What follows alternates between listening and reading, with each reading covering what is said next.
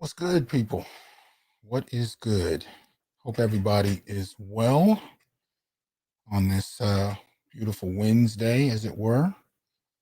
Yeah, y'all know what it is. Welcome to the Onyx Report, where we as Black male justice advocates uplift Black men and boys using critical analysis.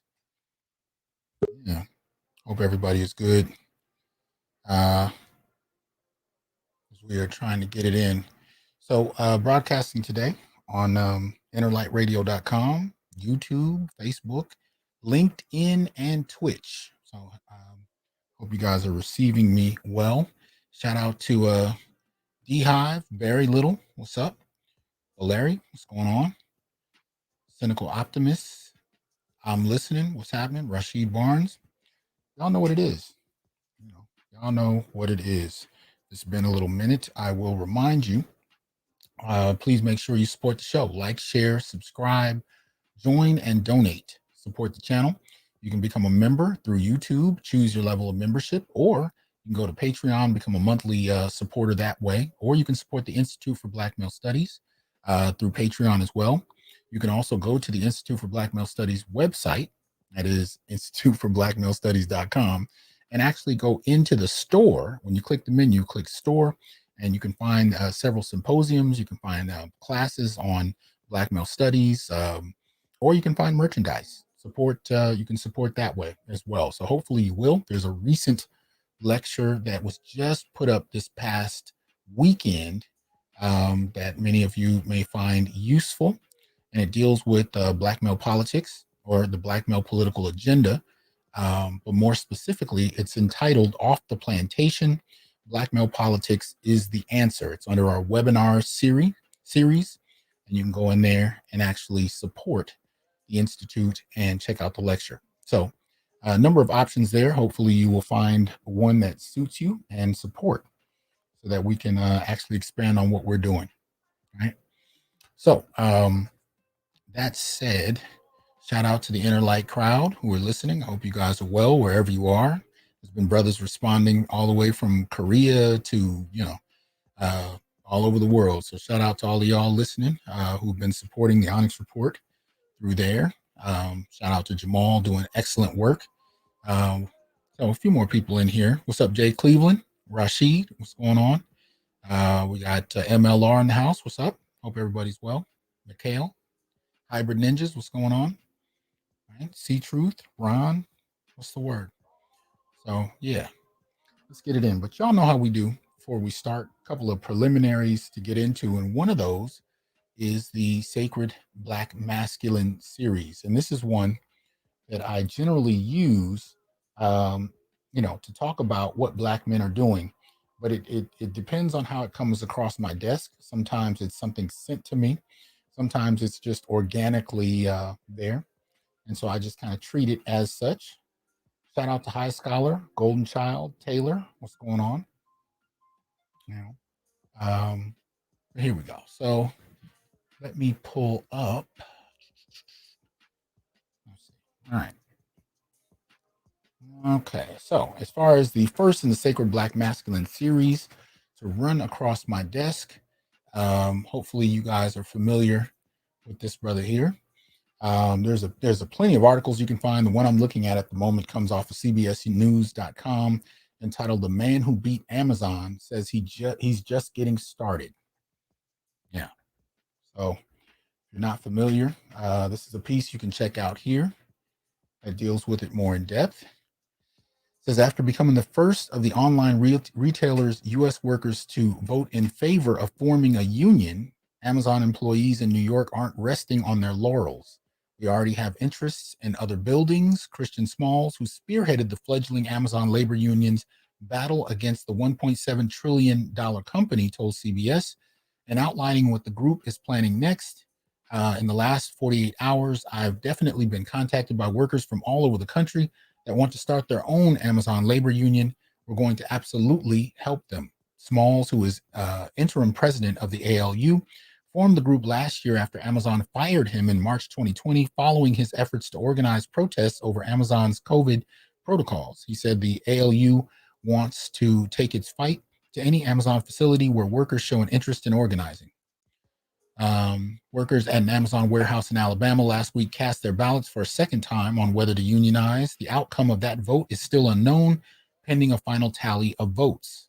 ALU's list of demands include higher pay, more promotions, and better working conditions. The union is asking Amazon to raise associates' pay by 7.5% to match the soaring rate of inflation, reinstate 20-minute breaks, and provide a shuttle for workers. The group's victory in Staten Island is expected to reverberate across the country as labor activists have long fought to unionize workers at Amazon, the country's second largest private employer behind Walmart. An Amazon spokesperson told CBS News that the company is disappointed in the outcome of the vote and may challenge it. All right. Before being fired 2 years ago, Smalls worked as a processing assistant for Amazon on Staten Island. In making the case for higher pay and better working conditions, he noted the physical strain of toiling at one of the company's facilities, given their massive size. You're doing 10 to 12 hours of calisthenics, not even including your commute, which could be 2.5 or 3 hours, depending on where you live in New York City. So shout out to the brother who has been definitely pushing boundaries. What's up, AB? Hope you're well. Christopher, what's going on? Central entities, Kiel, got a number of people in here. 152 watching. Like, share, subscribe, join, and donate. Y'all know what it is. Second one and last one before we delve in is this one here. This is one you can pick up off of today.com entitled New Orleans Program Helps Young Boys Who Are Without Fathers. Uh-oh. Hold on. Let me make sure this is plugged up. Shout out to David for the Cash App support. Appreciate that. All right. So this one is entitled. So this one reads: Sonny Lee is the founder of Son of a Saint. Sonny Lee is the founder of Son of a Saint, a mentorship program in New Orleans that provides young boys without fathers paired mentorships and activities that range from cooking classes to sporting events. Lee joins Hoda and Jenna and is surprised with a donation of $15,000 and laptops from Amazon. Interestingly enough. Oh, okay. Very short, to the point. Yes, that one is. So yeah, just I guess a shout out about that one. I thought it was more involved. But anyway, yeah. So this one definitely check out New Orleans. Remember the Son of a Saint program. Yeah. So let me move this back over here so we can get my little system operating properly. Move some things around for a quick second. Now, on this given topic, many of you are familiar with the recent article that came out dealing with the issue of not just interracial relationships, but more specifically, the call for Black women to consider marrying white men. And this was a piece that came off the New York Post. So I shot a message to a couple of the brothers.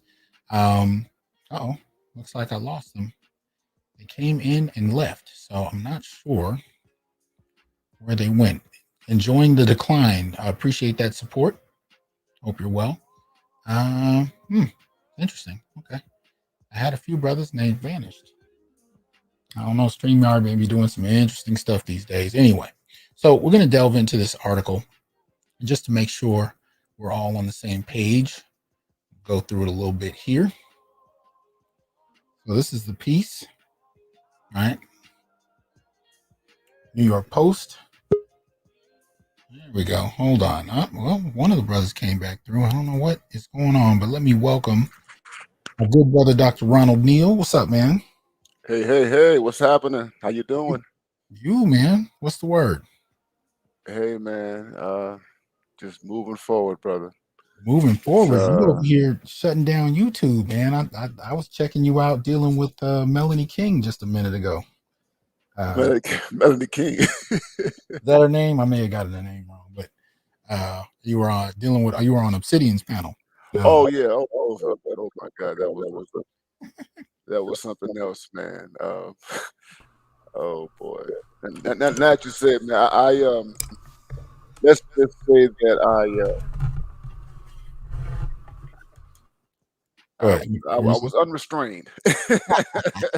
Yeah. If y'all haven't had a chance to see Dr. Neil Unrestrained, you want to definitely check out his the piece he did on Obsidian's panel. And so welcome back. It's good to see you, brother, or hear from you, brother. I also want to welcome Green Gorilla. What's up, man? What's up, man? Can you hear me? Yeah, we can hear you. Cool. Yeah. So yeah, everybody know I had to call y'all. I'm like, man, we're gonna deal with this. I need the brothers to come through. So I appreciate both of y'all coming. Yes, sir. We got another visitor who will be coming in a little bit later. But y'all know the deal. So here's the piece as we see it. NewYorkPost.com. And what I'll do is I'll go paragraph to paragraph, and after each paragraph, if either one of you want to weigh in, feel free to do so. Shout out to MLR for that support.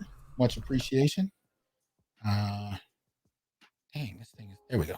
So here we go. So why more Black women should consider marrying white men? This is by Ralph Richard Banks, who I'm sure we'll get into talking about shortly.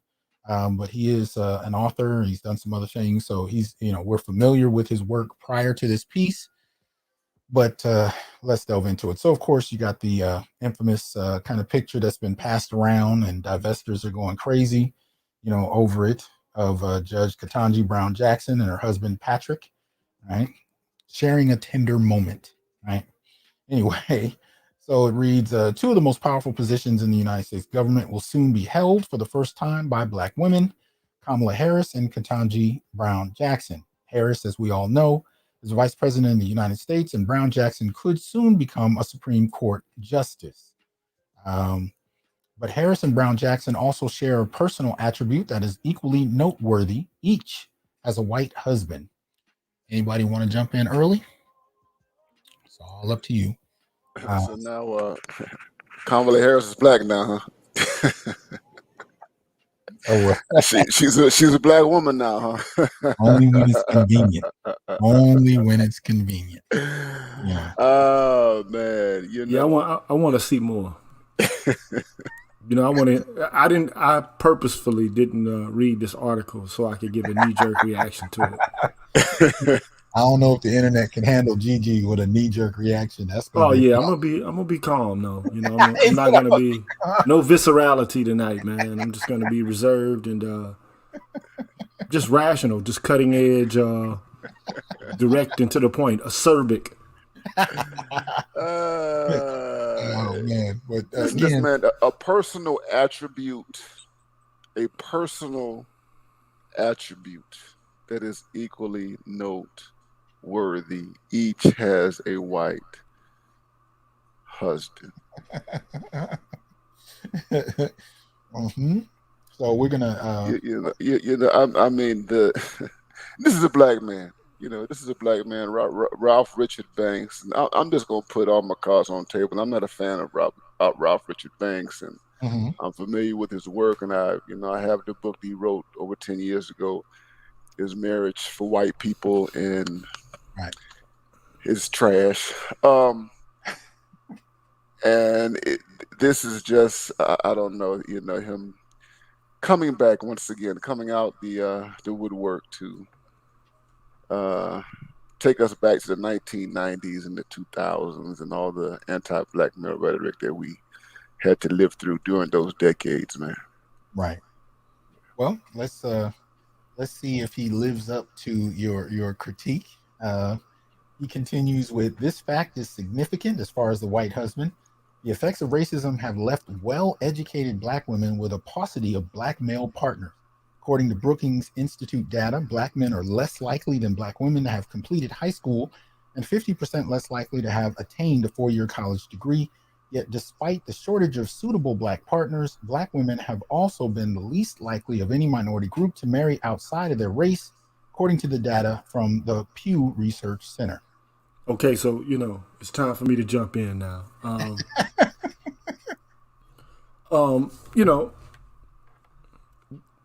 He's basically saying in the second sentence in the second paragraph or the third paragraph, the effects of racism have left well-educated Black women with a paucity of Black male partners.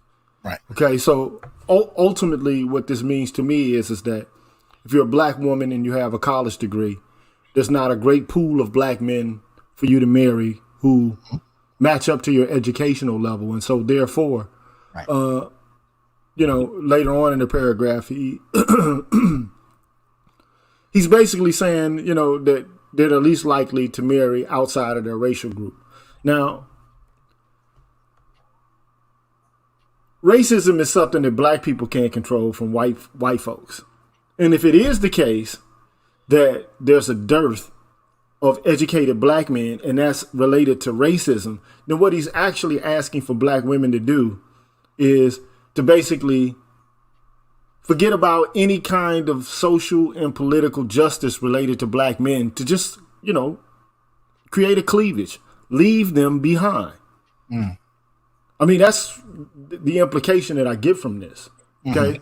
So the reason that black men, and this is what I'm implying from what he's saying, that they don't have as much education as black women is because of racism.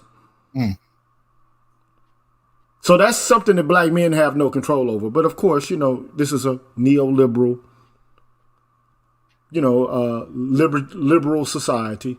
And so, people can choose whatever they want to do with, their own persons. They can choose alternative life plans. But then the question, becomes, well, why is it the case that black women are the least likely to marry outside of their race? Why is that? And that's a question that I'm waiting to see if he'll actually answer. And I think that ultimately where he's going to go with this is that black women aren't marrying outside of their race because they don't want to. Right. They don't have a desire to. It's being framed as a virtue. It's being framed, because the subtext to that virtue is that black women are more loyal. And I've heard this literally stated. They're more loyal to black men than vice versa. And the evidence of that is supposed to be how few black women marry out. So the idea is that they're waiting for black men and they're passing up invitations and proposals left and right from other groups of men. That's and black men are just, they're non-appreciative. They don't acknowledge this sacrifice being made. They're ungrateful and they don't value black women. At least that's the way, it's come across in other conversations. I'm not saying he's arguing that yet. We'll find out. Shout out to Charles. Shout out to Miss Bailey, Mrs. Bailey. Hope you're well. As well as Uneducated Lane, ghetto user. What's going on, people?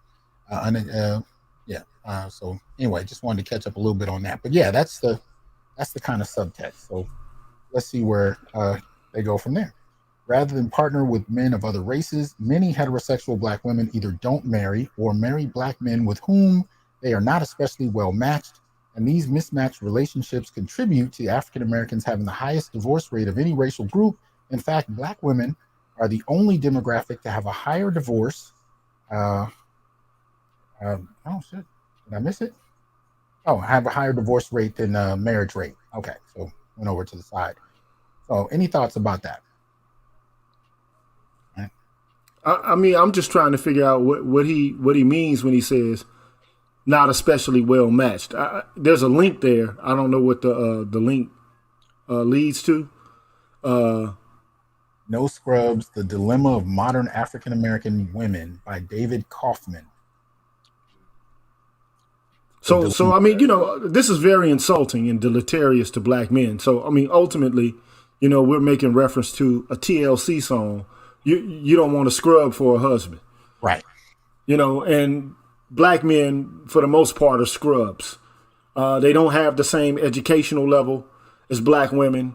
And all of this is, to me, to be quite perfectly honest, is really superficial. Okay.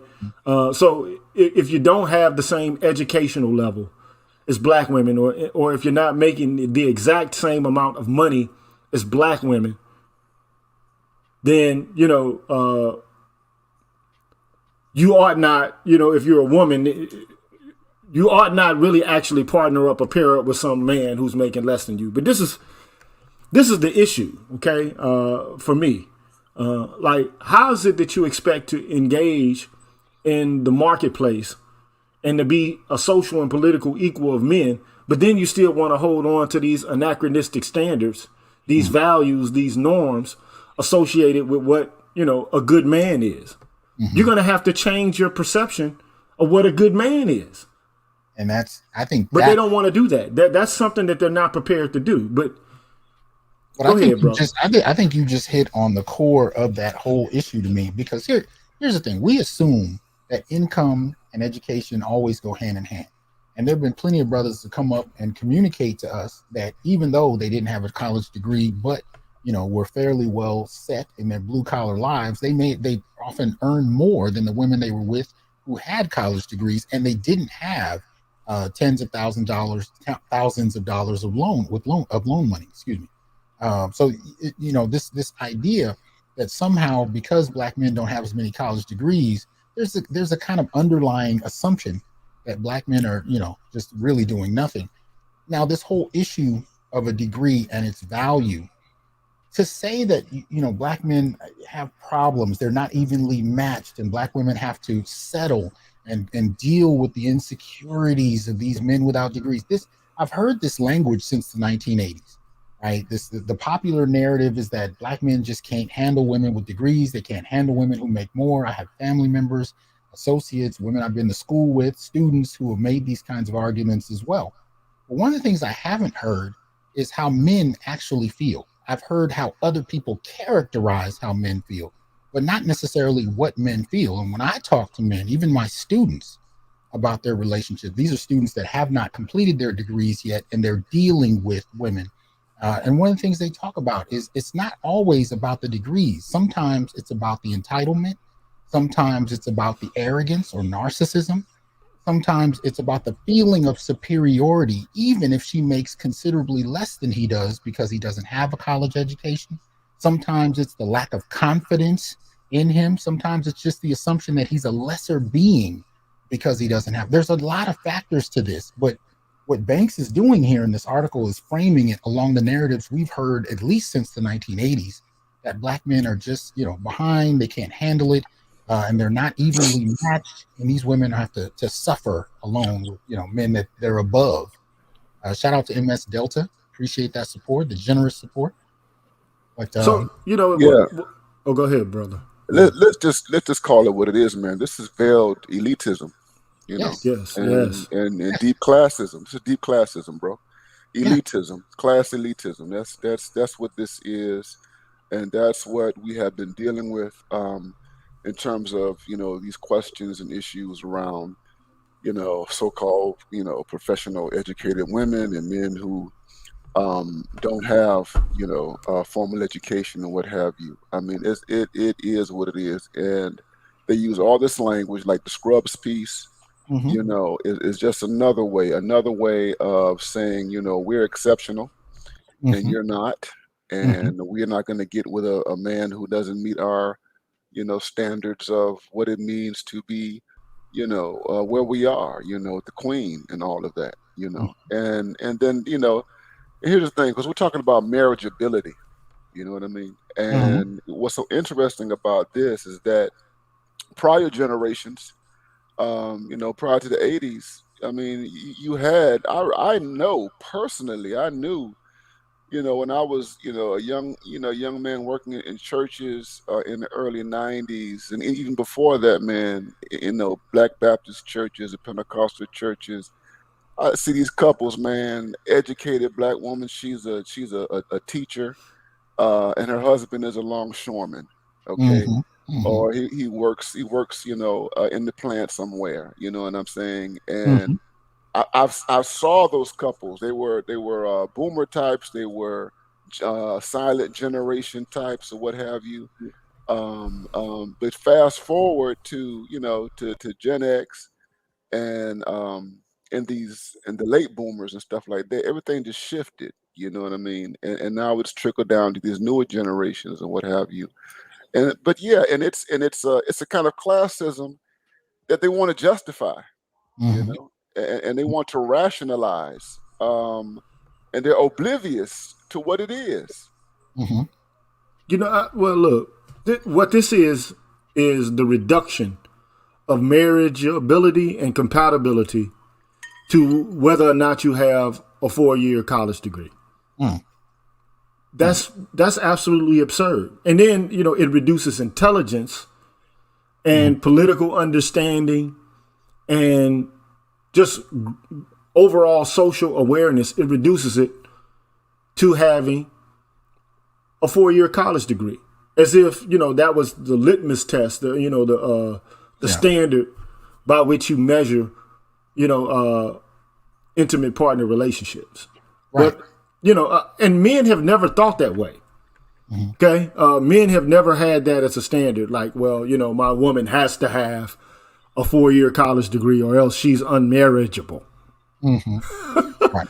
And the fact that there's a black man, a Stanford law professor, making this argument, it just shows you, you know, his, you know, elitism and arrogance, and you know, his overall ignorance as far as I'm concerned. This is, and one of the things that really bothers me about this is that, you know, within the context of the past 50 to 60 years, and, you know, Dr. Neal and I have been talking about this to some degree.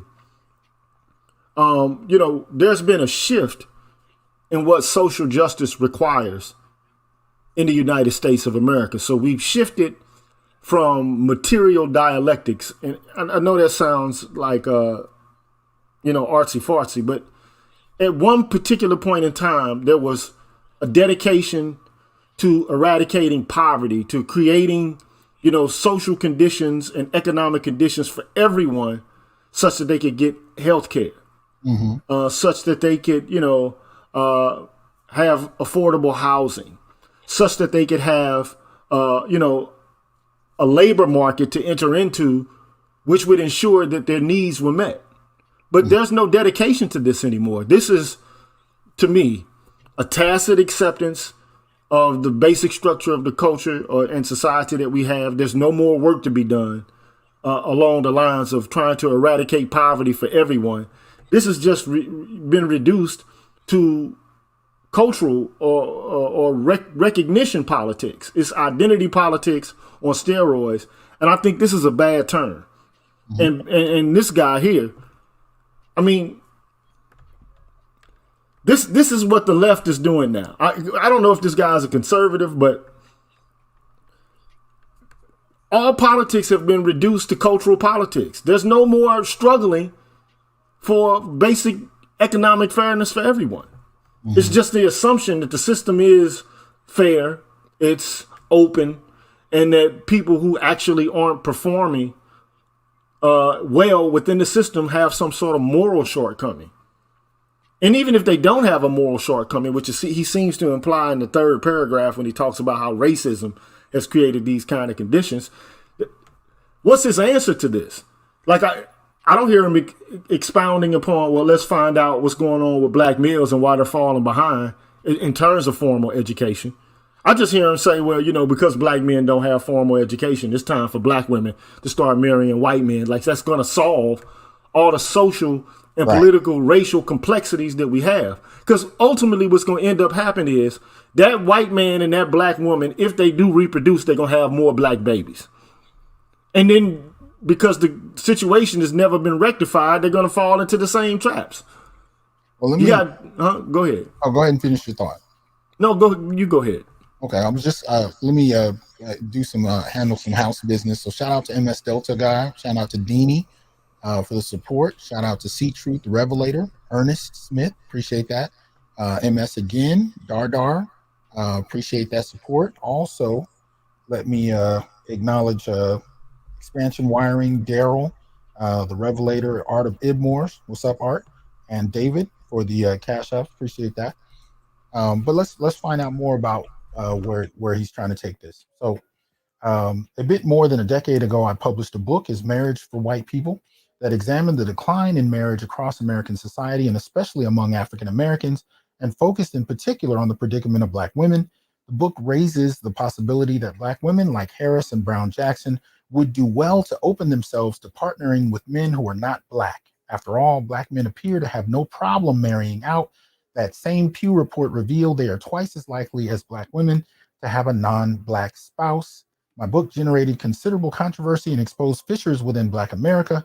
While younger people appeared more open to interracial relationships, a Black woman old enough to be my mother made a point of telling me that I was a disgrace to my race. Also welcoming in here, Brother BGS. Oh What's up, yeah, man? your mod is saying put your chat on slow because it's coming too fast. We got a lot of people in here. We got like 450 people in. So I don't know how to do that. I'm in uh yeah, you should be able to. It should be down there at the bottom. Says put the chat. no, I don't see it. Respond every 30 seconds in your YouTube. Oh, I'm not in YouTube. I'm on the StreamYard. Okay, Okay. All let's right. see if I can do Never that. mind. But Never mind. They're asking me to do it. I said I can't do it.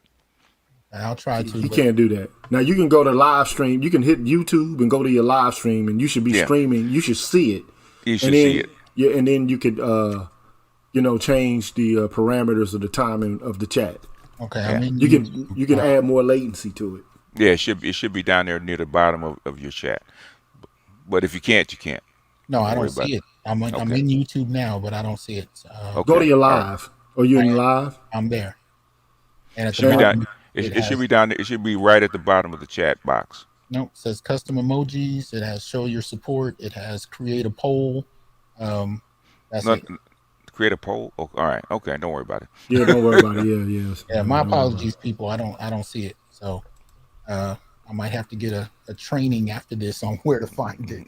Don't worry about it. Yeah. Okay. So it. anyway, But the funny thing about this is, you just recently did a show, Dr. Johnson, and the show was about how Black women, of all ages, they look at you askance if you come to a function or an event with a white woman. And They do. I've had like women my mother's age and my age tell me, don't bring home a white woman. I mean, like literally, just like tell me, don't bring a white woman to the party. Don't bring like first of all, like what is it about me that screams white woman to begin with? Like You're educated. that is exactly it. So because I'm educated, they already know that I have the option to choose someone other than a Black woman. Now, it's not something that I have done, but I've had the option. I've had white women come on to me. I've been at the bar. They don't know what educational level I have. It's not like, when I'm in a bar with a T-shirt and jeans on that, I'm screaming, here I am, PhD, here I go. It's just that, okay, these women are attracted to me. I'm tall, whatever the case may be. I'm not the best looking guy, but I'm not the worst looking guy. I mean, I guess, they want to have a conversation and be social. So, but I mean, this idea that, you shouldn't marry or you shouldn't be with a white woman or have relations with a white woman, like, but then, that same restriction doesn't apply to Black women, especially when it comes to public office, when it comes to, being an entertainer or an athlete. I mean, this kind of thing is supported and endorsed. But then again, Black women have always had sexual relations with white men, but Right. not marriageability. The restrictions are always on Black men, never on them. but this gets at the core of Dataclysms. If you guys remember the book Dataclysms that came out, Right. where they tallied over 1 million people, 1 million couplings through OkCupid. And one of the things they found was that in terms of the least desirable groups, it was Asian men and Black women. Right. So this whole framework that Black women are passing up marriages with white men out of fealty to Black men, out of a sense of Blackness that Black men are just disregarding. This narrative has gotten to be so comfortable in Black America when we talk about interracial relationships that it's passed for truth without examination. Yeah. Bell Hooks said the exact same thing in the 1980s. That it's not the refusal of white men to date them or have sex with them. It's the refusal of white men to actually marry them. And that hasn't changed much. It hasn't changed. Nope. She said it wouldn't change. Mhm. Yeah. Let me see. Well, you know why it won't change. I mean, it's, the answer to this is really simple. Black women don't give birth to white children. No, they don't. They don't. So therefore, I mean, if you want a white child, if you're a white person, you perceive yourself as, wanting to continue on your racial, heritage and lineage, you're going to marry somebody white. Yeah. It's just, it's not really that difficult to understand. And most black children are not welcome in the white society. So they have a strike against it. That's how come the because I actually looked at the birth rates, right? They have by the National Institutes of Health, right? 15% of black children are actually sired by either white men or Latino men, but they're not marriage. It's not reflected in the marriage rates. Well, And then y'all. also notice that white men are undifferentiated, right? So white men are just blob. Okay, marry a white man, as though throughout his book and in this article and in other places, and with these type of engagements around this issue, it's always dissecting black men, right? And pointing out these economic and social deficits and all that kind of stuff. But when it comes down to them talking about when they're presenting this so-called solution, all right, to this problem, there is no analysis. You know what I'm saying? And so, you look at, so you got Ketanji Brown and you got Kamala Harris. Notice, Kamala Harris married a man who already had been married and had kids. You know what I'm saying? She ain't having no kids, and these are men, and I think Jackson Brown, I think they have kids as well. But yeah, there's no analysis of these men. The fact that these women occupy in rarefied, air spaces, and that these marriages are really proxy marriages. You know what I mean? Based upon where people are in the social world. Okay, I mean you don't. Ketanji Brown, she's she's undergraduate from Harvard, law degree from Harvard. She was just tracked in this very white world where you're not going to find, even if you do find black men. Those black men again, yeah, they have their options and they can date whoever they want to. The higher you go up the social scale. But And so, the irony people miss though is white men at the same level have even more options in terms Right. of how they're valued, and yet somehow the onus comes down to black men of sorts. It's black men's fault. But there's a couple of posts I just put up from the chat. One from MS Delta, who says, "Facts. Imagine the backlash from black women if an article was written telling successful black men to marry white women." Right? There would be a different response. And we've seen this where black women are celebrated for whatever interracial relationships they get in, especially if it's with a high profile white man. It's treated as an accomplishment. When black men do it, they're socially punished publicly. Right. The other comment that was raised was from Ghetto User. He says, as soon as it's moving fast, and I just lost it. Okay, here it is. So it says, as if all other women are going to step aside. If it was that easy, black women would have done this already, right? Which raises a whole nother question about competition. And one of the things that black men have been saying, especially on YouTube for a while now, is that black women don't really perceive us as somebody to be competed for. They don't engage us in the sense of outproving others for other women for their value. They tend to treat black men as a given, that that black men are owed to them, especially if they have accomplished something in the world, degrees, so on and so forth. That high profile black men are owed, right? Let's see. So those have been some of the things, and you guys can see what I posted on the screen here in terms of the black marriage rates. Now these are 2017. I'm not sure if there's been a dramatic change in the last 5 years. You guys tell me. Not dramatic. It hasn't been dramatic. Yeah, Yeah. slight but not dramatic. Right. But all in And all, go ahead. yeah, look, I'm gonna say something later. Because I saw a comment that a lot of people have this conception that if a white man marries a black woman, then the child is going to be white because every child is the seed of the father, right? Yeah. And look, that's just absolutely ridiculous, man. Like, America specifically is a country that has always observed the one drop rule. If you got one drop of black blood, doesn't matter if it's a father or a mother, Right. you're black. If you're You're visibly black, you're black. Take Diana Ross's daughter, for example. Is anybody saying that that's a white woman? Nope. I mean, like, anywhere in the world, does someone perceive that woman as a white woman? Nope. Okay? Nobody does. So this whole idea that, you are who your father is, it's ludicrous. Yeah. I mean, especially in a country as racially, balkanized as the United States has been and is still now. So, I mean, that's the only comment I wanted to make about that. Go ahead. Sorry about that. But this is why I wanted people to see the data. Even though it's 5 years old, I don't think there's been a dramatic change, as BGS has pointed out. But if you look at it, they actually have a slice of the pie on the screen dealing with white spouses.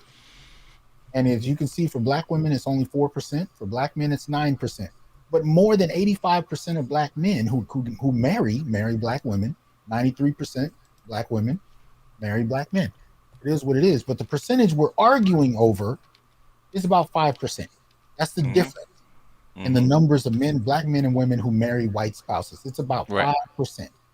And due to that 5%, along with black men's inability to overcome white supremacy with a blink of an eye, you have articles like this suggesting that they should leave wholesale, and they'll find happiness on the other side of the fence with white men. Yeah, if they could have, they would have. Well, and then I suppose we're not going to talk about the number of women we found dead in the last few months that were doing that very same thing. For some reason, these articles never really seem to cover the cost of the history of racism, the history of stereotyping, the history of the perspective that black folk were inhuman, and the degree to which that can play out even in relationships where people perceive black men and women as, walking, living stereotypes, sexual fetishes, beings to not be considered human. So when remember those black women were coming up dead who were trying to go out and meet new zaddies? I wonder if he's going to cover that phenomenon in this article. But No, he's not. He won't do that one. Well, let's see. Maybe I'm wrong. Let's see. But he continues. But the most significant fissure was between black men and women. While some black women were made uncomfortable by the book and the way it put them in the spotlight, many others embraced its message of empowerment. That was a message that not all black men wanted to hear. The problem is that we don't want to hear the message. Right. But let me say this. Every time I've seen a high-profile black woman in an interracial relationship, I have never seen an upswell of black men frustrated about it. I haven't. When one of the Williams sisters got married, I didn't see black men holding protests in the street that black women were marrying white men. Didn't see it. I've only heard serious problems on a wider level espoused when black men dated white women. Never really the opposite. Of course, there's the individual here and there, but I never saw a collective response of black men who were incensed by an interracial relationship. Alfonso Ribeiro got canceled because he was married to a white woman. Yeah. And had kids by a white woman. And all he did was show a picture. Oh, she did. We show a picture. Yep. Yeah. Anyway. We can't hold on. Don't ignore the message of empowerment. You see that? We can't ignore that. Yes. The message of empowerment, and this is what it boils down to right here. Yes. Okay. So Gigi is asking the question: what happened to a kind of politics that deals with our material conditions? All right. That politics has been replaced with this right here. This whole notion that somehow or another you can marry your way out of anti-blackness or out of the legacy of slavery, racism, and all that kind of stuff. Mhm. This is the message. So in many respects, man, I mean this is a shortcut way that people like Banks and you got a lot of liberals and even leftists. This is the shortcut method for them to dealing with anti-blackness in this country. So here's the thing: if you notice right now, as we're doing the stream, there are a plethora. There are a whole bunch of commercials, car commercials, Geico, insurance commercials out where you Mhm. have these couplings of a black woman with a white man, a black woman with a Mhm. white man. Mhm.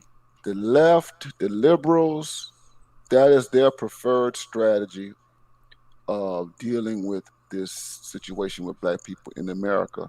And there are parallels with the LGBT stuff, man. Because the LGBT they see this stuff in the same ways, that marriage is some type of path to paradise.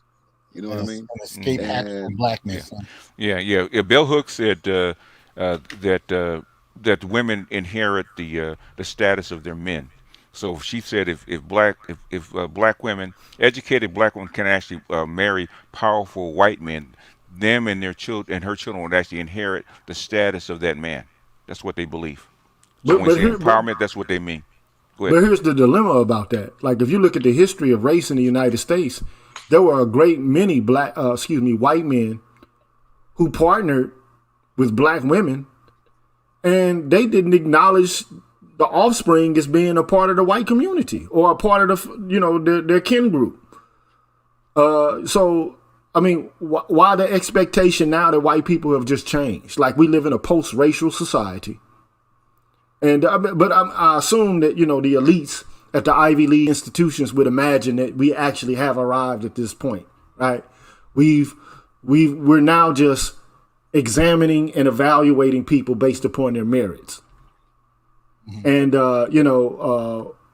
black women, particularly, need to reevaluate the kind of choices that they make in mating because they're just bad partners or bad matches with black men.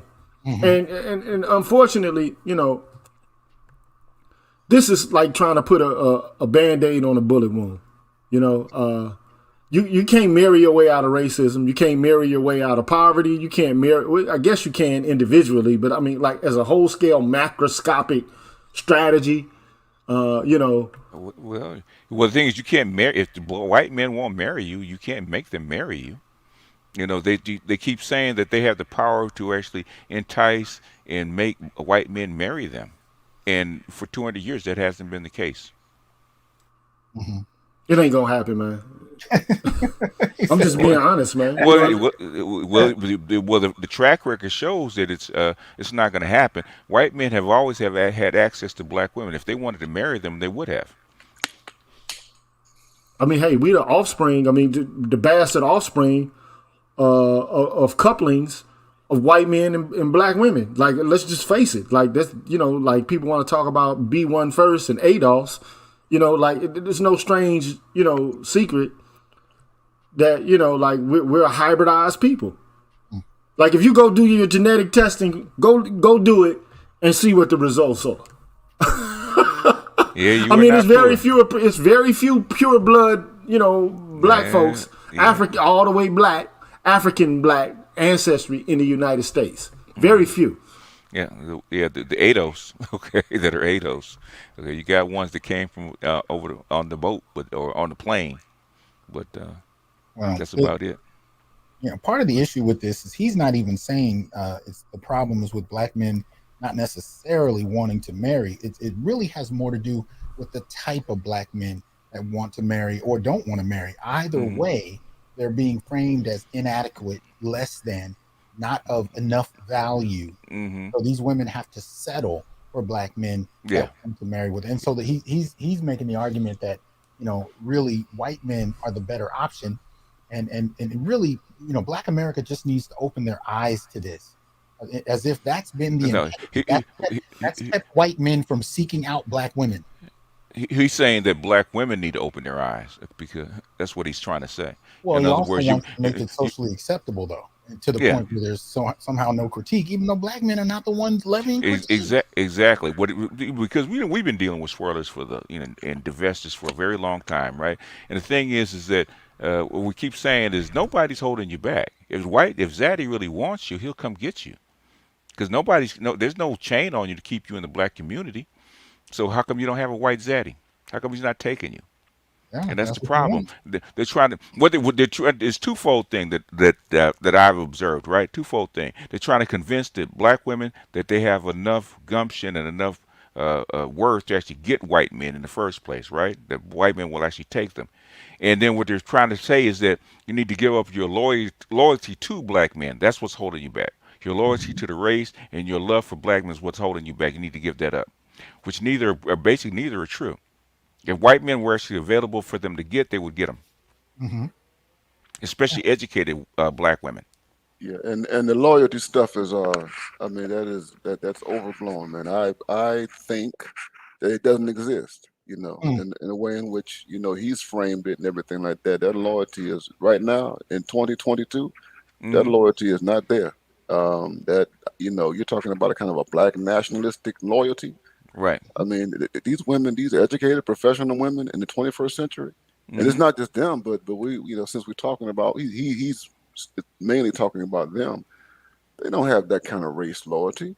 I mean, Mm. that is just nonsense. Yeah. Like Well. they're out there looking for, like most of these people, like the guy who wrote this article. I don't know if he would be comfortable in an all black establishment. You know, I'm just being honest. And there are some guys who are like this. Like Carlton from Bel Air, like being around a whole bunch of black people.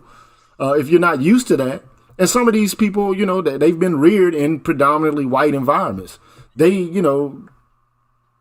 buy into this idea of racial eliminativism, and I mean they talk about it because it's profitable for them to write about.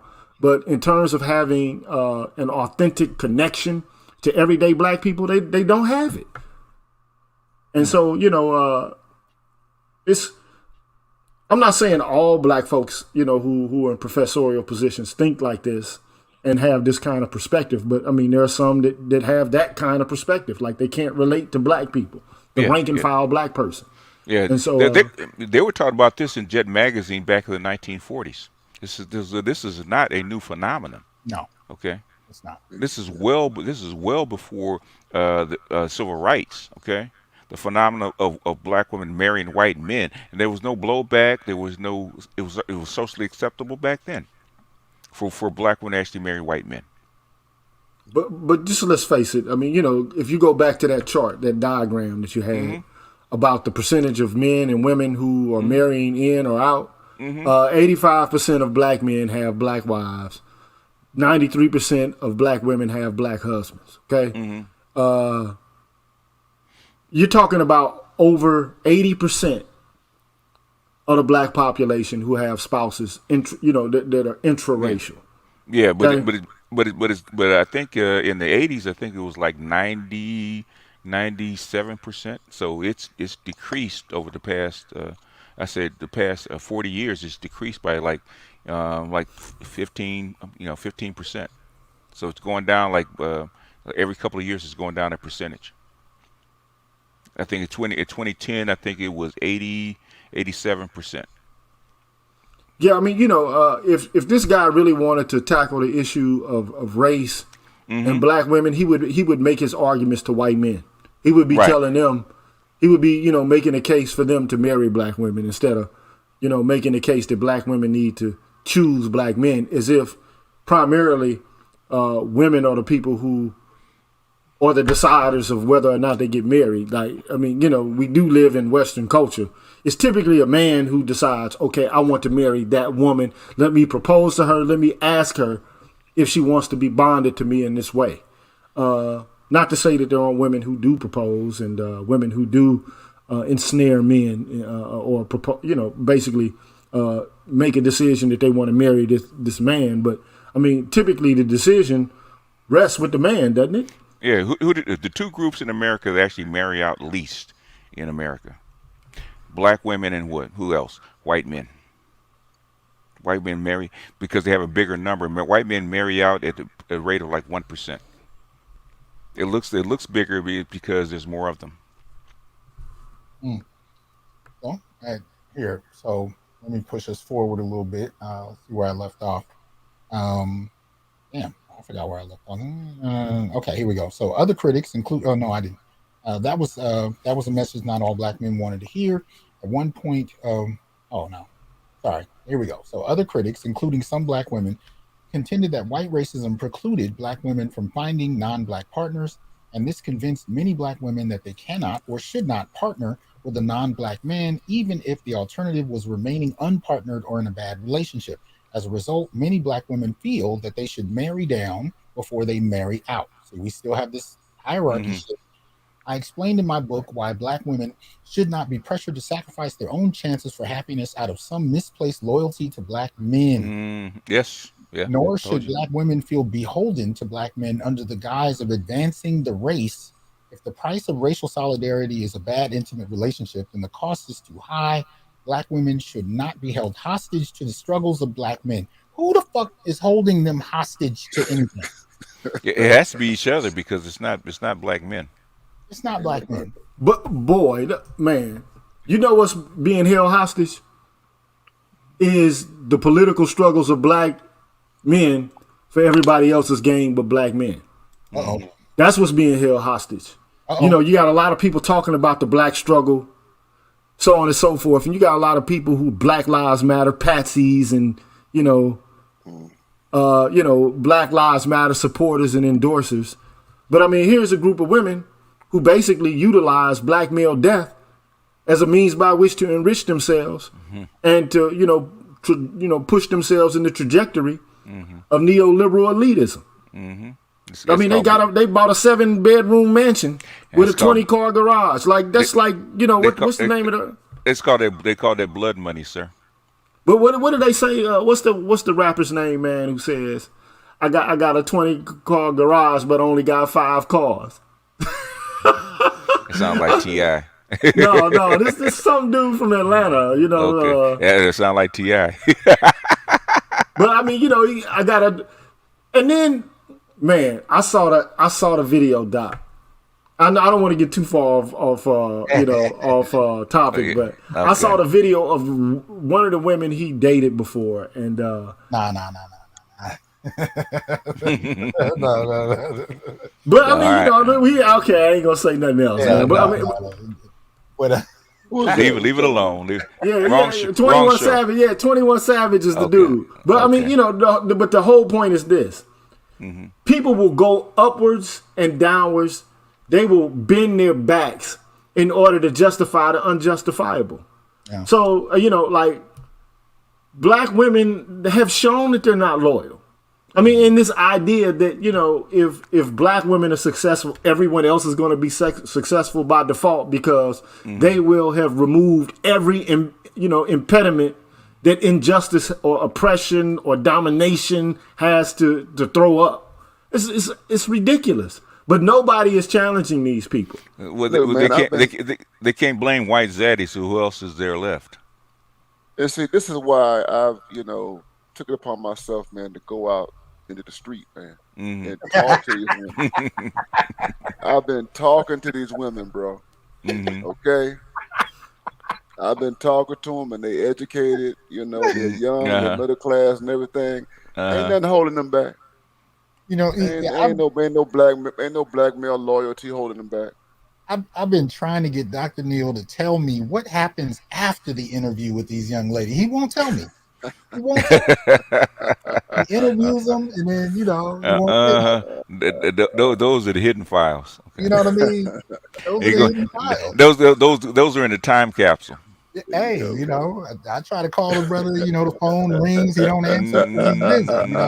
He's busy. He's busy. Wait, one of the things I want to point out, though, in this Candygram for Doc.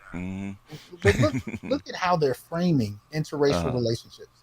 Now, notice you don't see anybody living in a damn trailer. You don't see anybody that has a regular job. Everybody they're framing this around are married to elite white men, as if this is what marrying white men has to look like. This is it.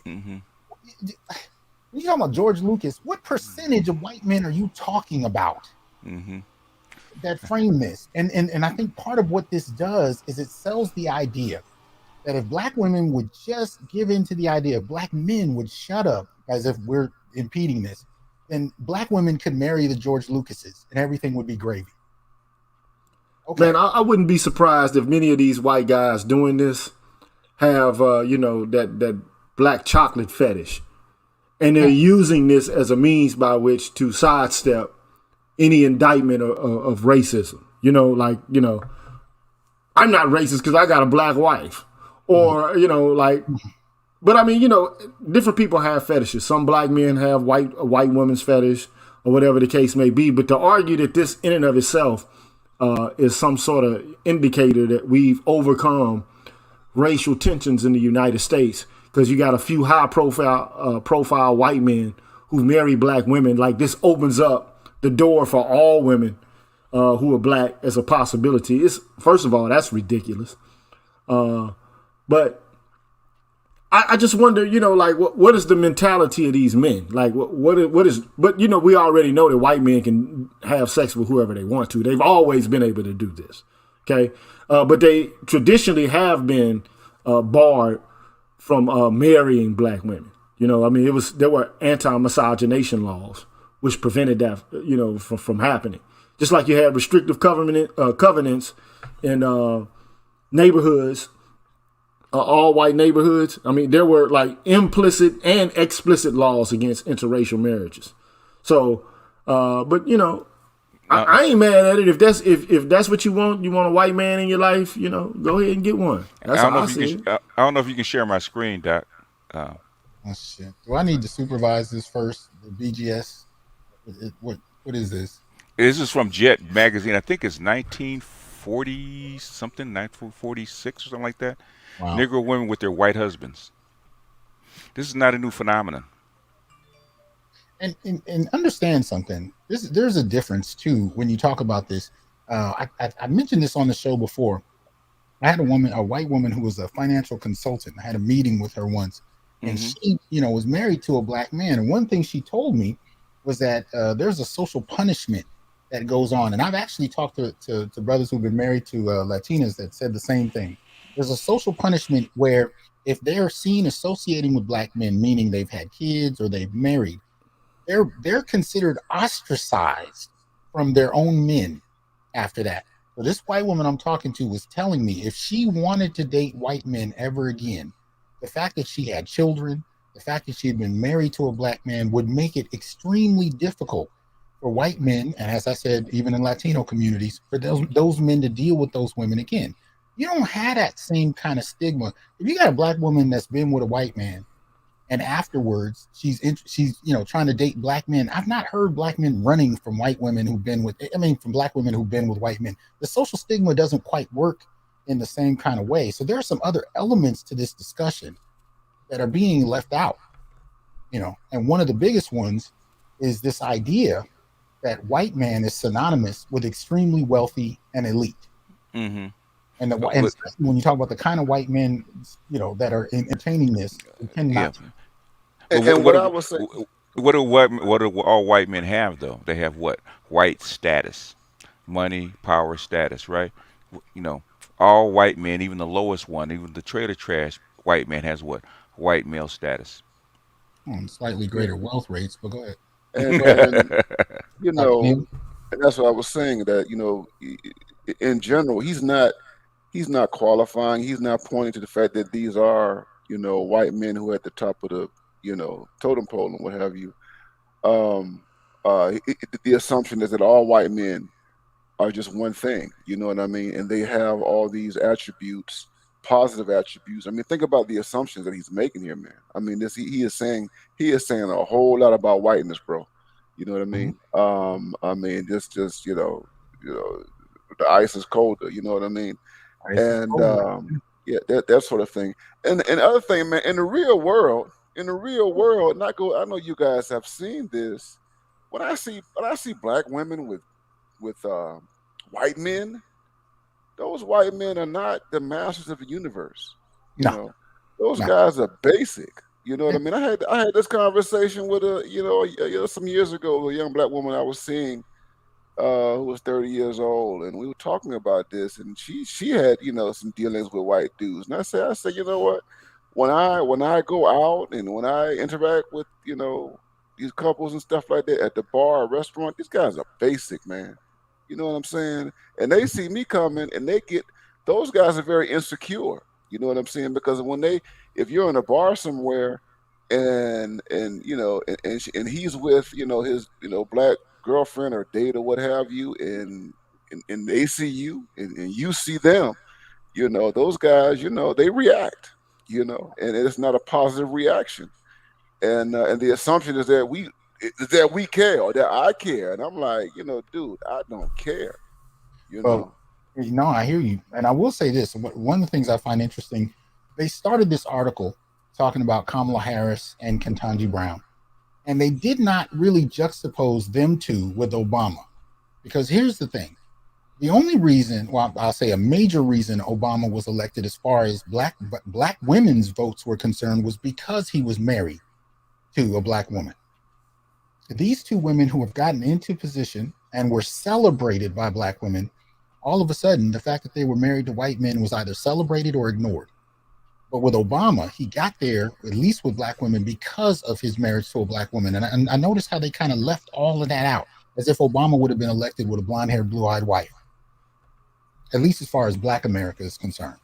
The other, I think it was Harold Ford, the other Obama-like candidate, actually got dissed because he was dating white women. He got the exact opposite. Mm-hmm. Yeah. Oh yeah, he couldn't make it out. Because he's from Tennessee, Mm-hmm. and you won.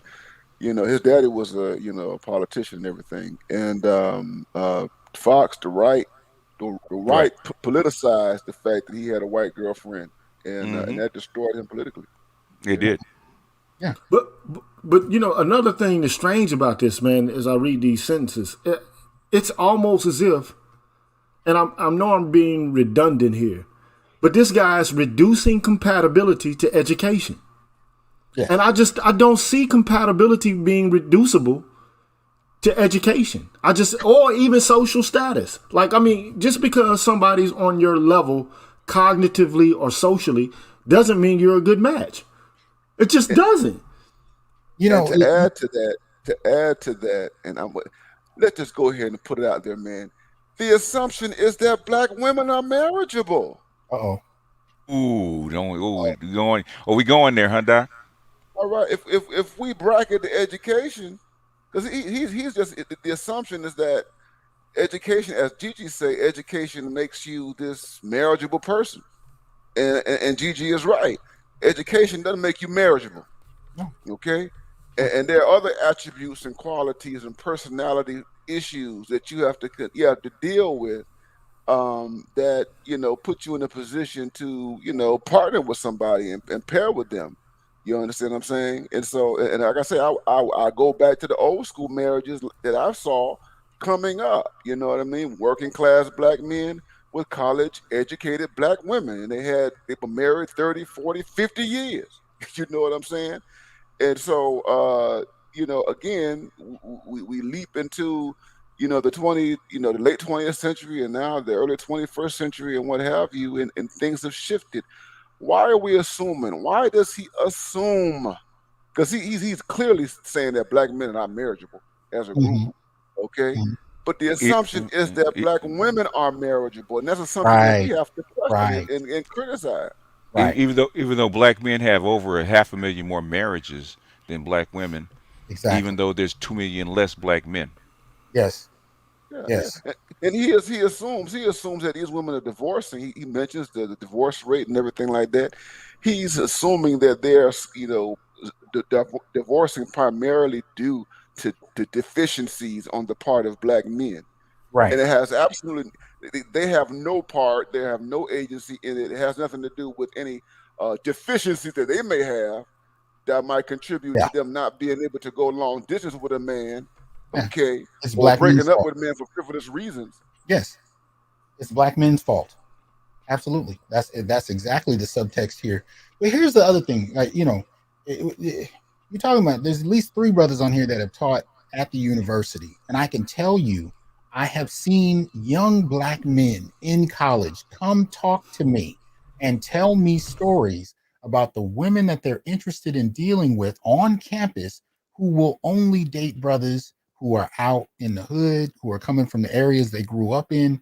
So this idea, going back to Gigi's point, that being, educated or getting an education somehow determines, both class preferences and social relationships, that is not the case. I mean, this is it doesn't work that kind of straight across in that manner. But it's an Yeah, assumption.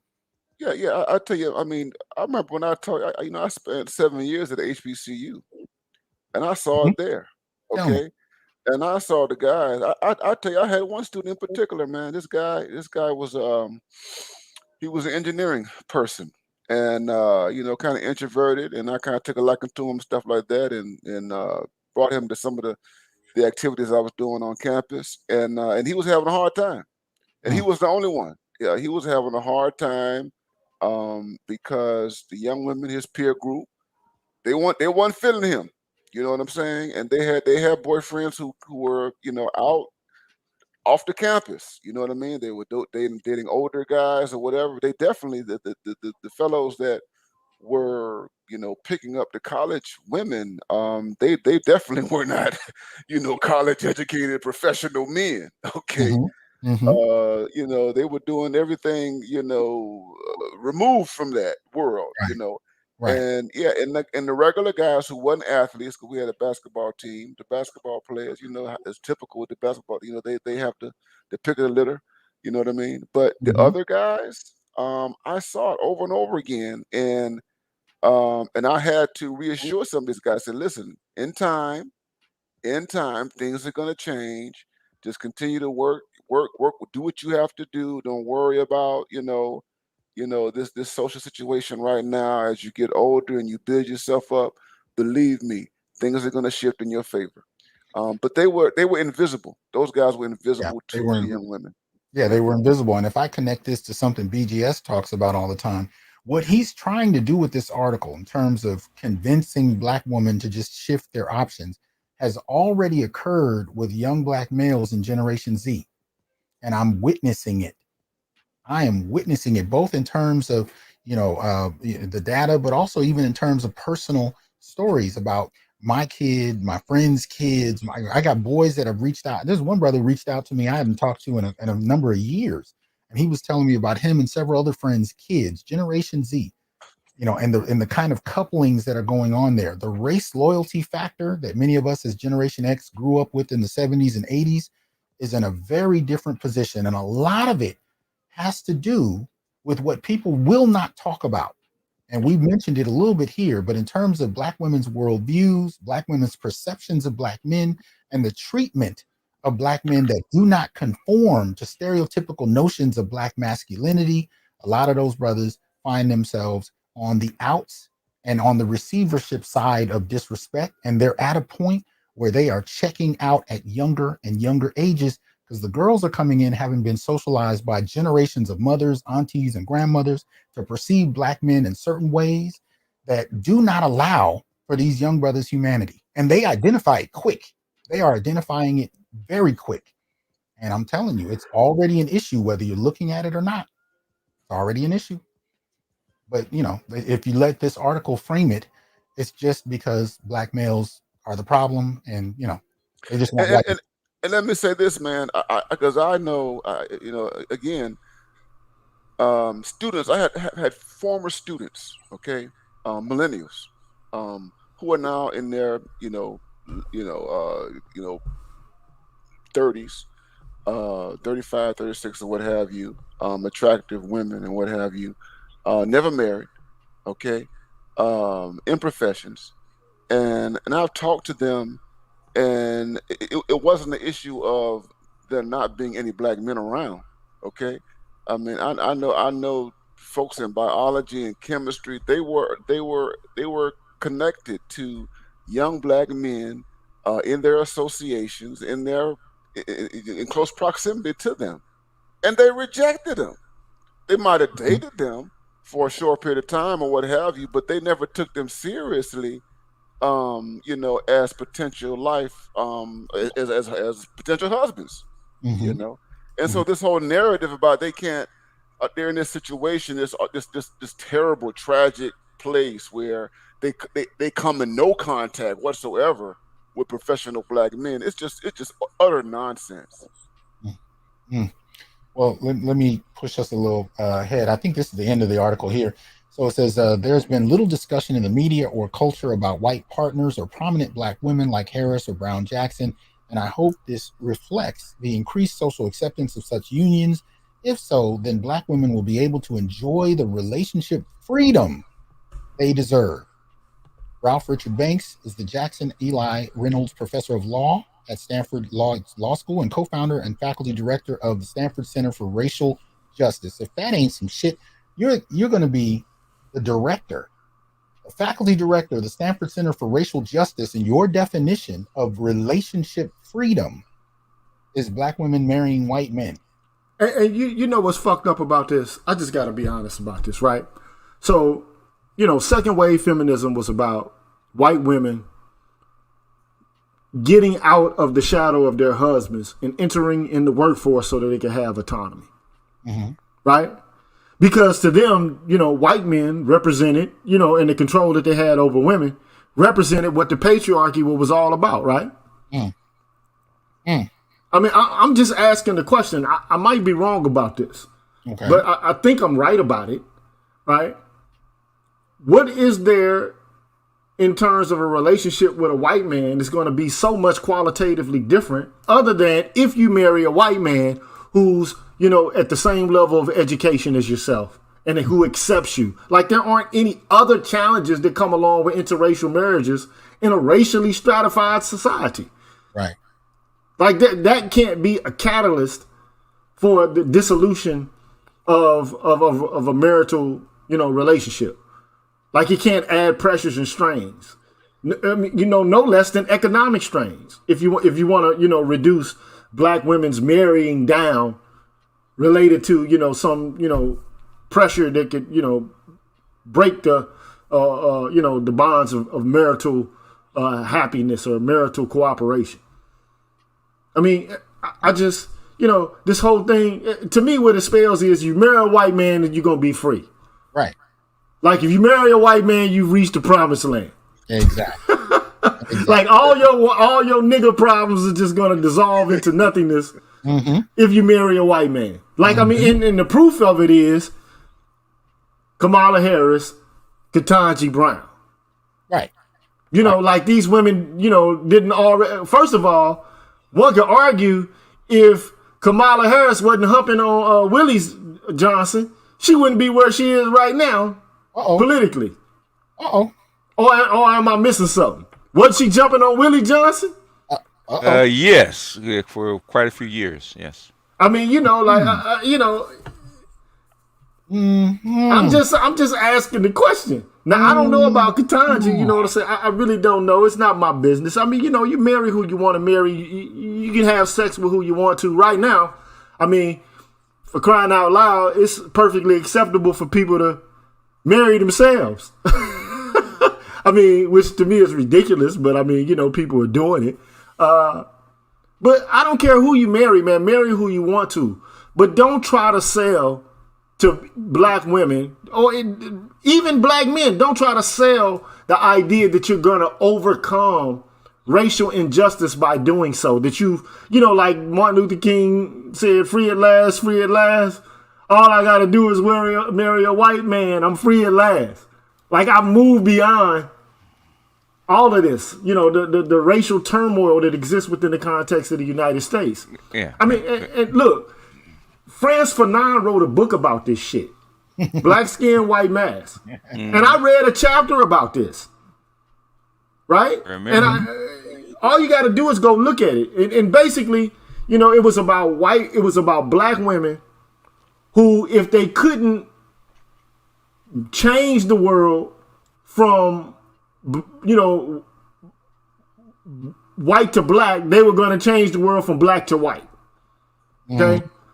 And one of the ways that you can achieve this goal is by, pursuing someone from another race And, to be enamored with the whole idea of, transcending your own social position, which you really don't have control over. I mean, it's an artificial position from the beginning. It's not something that we manufactured.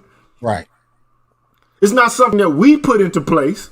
It's something that white folks put into place. Right? And so now you're asking for black women to run into the arms of the very same people who put the racial stratification together in the first place, as if that's going to help you overcome racial stratification in this country. And this is absolutely ridiculous. I can't believe the level of superficiality that this man has. It's fucking bullshit. So you're talking to white people themselves put this shit into place. Okay? I had some woman who's black, but they claim that they're not black, but visibly they are, okay? They told me that, white men are more intellectual and, they have higher intelligence quotients and so on and so forth than black men, right? Now, I've heard black women who are divesters say these kind of things, right? Like, they're superior, they're better than you, they're more evolved than you, they're more civilized than you. And then my question is, and I'm throwing it back at you if you're a divester like a boomerang. You are black baby manufacturers. You manufacture black boys in your wombs. So you actually dare have the belief that black men, there's something genetically or culturally backwards about them, but you give birth to them. They do, yeah.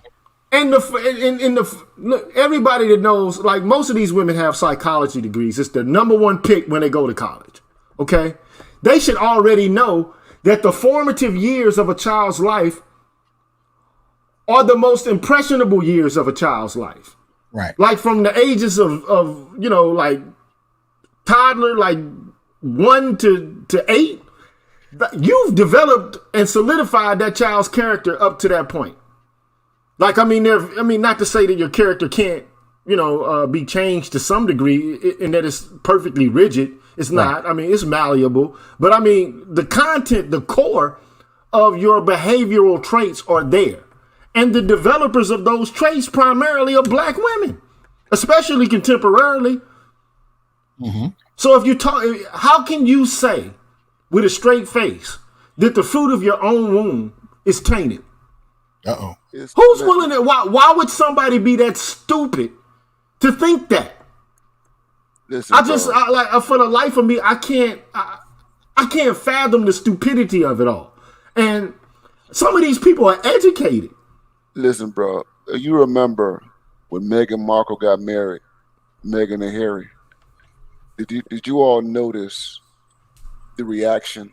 I don't know about you, but I watched the reaction on social media. Black women just losing their minds, and I know women close to me. A woman, that I was involved with at one time. Talking about wanting her prince. You know what I'm saying? Yeah. And these are wrong. Yeah, feminists and everything. You know what I'm saying? And I know a woman, right? There's a woman. What's her name? Candace Bimbo. She's one of these womanist feminist types, and she was just talking about, and she's a Christian, and they said, look at what the Lord has done. That Jesus, bless this woman who's raised by a single mother and all this kind of stuff, and now she's into royalty and stuff like that. And I point that out to to say, whiteness, man, is a hell of a drug, bro. Well, it's a hell of a drug. Let me show you, and you're absolutely right. I saw sisters crying over that marriage, and I'm like, are you freaking over the wedding, right? Yeah. That's somehow being validated by some kind of white, European prince, the Cinderella syndrome. Now her femininity is affirmed, and but if you look at the history of the British Empire, you don't want to talk about that. But this is the kind of group that I think Banks's piece appeals to. Many of you may have seen this in social media. I'm only going to play it's only like a minute long. This comes from somebody on YouTube, I believe, whose name is Divested Zealot. But this is a conversation about Black men and about white men in some respects. And this is a group of Black women having this conversation. Check it out. I was wondering why no one thought to say and voice their opinion that when I look at these white men, they are the epitome of masculine, and watching some of these police officers manhandle these Black men in the street is very attractive, and it's a turn on, you know? And I'm wondering, does anybody else feel like that? Hold on. Yes, Lord. Y'all off the chain, okay? Y'all are off the proverbial chain. That's Discord talk. I'm telling Oh, you. okay. Yeah, that's Discord talk. I was like, why has nobody said that? You know, because I'm like, that's masculine. You talk about masculine. We say that all the time in Discord, Tanasia. You say that for the back. Yeah, you have to save that one for the back room when we got the door closed. Get with We y'all. use the hard R for long. Okay. Yeah, I'm talking about, we say the hard R so hard, it sounds like we growling back there around this bitch. Oh, Tanasia, you got to come back there with us. And if you haven't seen it, this is the Oh yeah. image she uses on her YouTube page. So if you can't make it out, or if you're on the radio listening, you got a woman in a silhouette hanging off swinging off a tree. She's swinging on a swing on a tree. On the other side of a tree, you have a Black man being hung. Mm-hmm. So you have the silhouette of a hanging Black man on one side of the tree, what's assumed to be a Black woman swinging on the same tree in a swing, and that's who you just heard from. I was wondering why no one thought. Sorry. Yeah, you never see that. You wouldn't even see that posted by a racist white man. A picture like that. And one of the things that I told that woman, who basically said, what she said, I said, you sound like a eugenicist or a social Darwinist. It's the same sort of language that they use. But this just goes to demonstrate to you the disconnect of the experiences of the world with the experiences of the world that Black men and Black women have. Like, we contend with racism differently. Especially now. I mean, there's no more overt, de jure racism. But, I mean, there's plenty of de facto racism. But, I mean, at the end of the day, I mean, think about this, man. You got a group of women who are basically lauding and applauding the death and destruction of their own brothers, sons, fathers, nephews, who are, like, applauding this shit. Mm-hmm. That's when you know. Yeah. You are a totally brainwashed person, and you are basically you've been subjected to Stockholm syndrome. Mm-hmm. It's donezo for you. That's what I would call a pathological individual. Somebody who derives pleasure from seeing somebody else go through pain anyway. That's a sociopath. Mm-hmm. But to have a sociopathic conception of racial injustice and to then tie it to sexual desire, that's the epitome of fuckery right there. That's self-loathing to the extreme. He said she was sexually turned on and titillated by acts of violence from a white man towards a Black man. That turned her on. Right. If that ain't sick, bro. Yeah. If that ain't some sick sadomasochistic psychosis, I don't know what is, man. Yeah. And some of these women have sons, if nothing else. And the funny thing about it is that the lynching of Black men is a homoerotic act to begin with. Very true. And that's what people don't get. So now you got Black women participating in the homoerotic lynching of Black men. Yes. Because I mean, if you look at Curry's work, he draws that connection. Absolutely. And I think he does so, in a pretty convincing way. That's what one of the things the man not is about. Mm-hmm. And so, look, all I can say is, like your boy Ronald just said, man, look, Whiteness is a hell of a drug, man. It's a hell of a drug. And some people have that aspirational whiteness. But here's the funny thing about it. They act as if all white people are balling and doing it big, bruh. Right. Like, I work with white people, man. As a laborer, like, you know, I used to be an iron worker, okay? I mean, I built bridges, did back-breaking work, okay? Most of these people weren't college graduates, but they made a lot of money because as an iron worker, you make a shit ton of money, man, okay? You make, you know, $28, $30 an hour. I'm talking, I did that shit. When was that? The last time I did that kind of work? 05? Mm-hmm. So it's probably around $40 an hour, you know, and then you get benefits, 401k, pensions, and shit like that. You got your insurance. I mean, the package is big, okay? At the time that I was working as an iron worker, I think it was like $60 an hour if you included the benefits, okay? But all of these guys aren't like fucking George Lucas. All of these guys are not like, you know, Harvard graduates.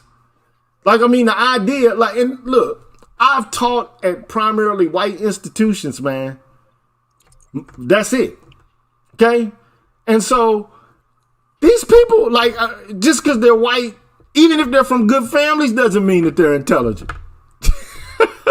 I mean, you know, like, intelligence just doesn't reside in whiteness. Yeah. It just doesn't.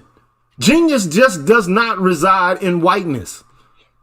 But to me, this is like the most flattering article about white people and progressiveness. It's as if to say, you know, if black women want to finally overcome the horrible, relationship market that they find themselves in, all they have to do is just go turn over to the white side. And what they'll find there is social progressiveness, intelligence, unfettered love, unconditional love, and freedom.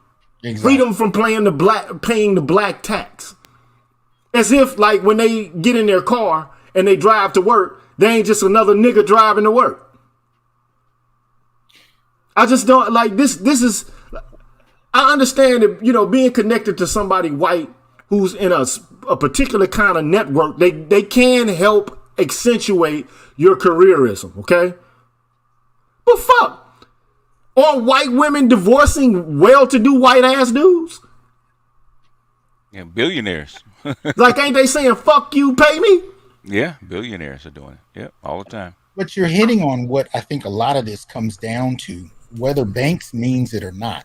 The idea of marriage for many women, in terms of how they've been socialized, is that if he does not meet your fantasy, you can exact a financial price, a financial penalty that is an award to you for not having your dreams met. You can pull that lever anytime you want. The problem is that black men don't have enough wealth. But if you can marry white men, right? If he doesn't make you happy and you have to take him to divorce court, chances are you'll do better. There's a reward that comes with this, and I think in some respects, marriage is defined along those lines at this point for women. It's not just about, you know, finding your Prince Charming and being happy. It's also about exacting a material cost when he can't meet expectations, or when he's met the expectations you've had. If all you wanted was to have the wedding, and some women will do that. They'll get married just because they want the wedding. Some will want the wedding and a child. And once those needs have been met, the lever is pulled. You're on anything from alimony to child support. But the problem is, if you just got a better source of resources, then the divorce can be that much more rewarding. And I think that's what some people are going to take away from these kinds of approaches. Even the divorce is better. You talk about ice being colder, even that's better. We got 790 watching. Like, share, subscribe, join, donate, support the channel if you would. We're talking about this latest New York Post article urging black women to reconsider interracial relationships with white men, because that's apparently what's been holding them back. Black men with limited resources, limited value, and of course, black men being the drag on their lives. Shout out to Jerome Marshall for a generous contribution. I appreciate that.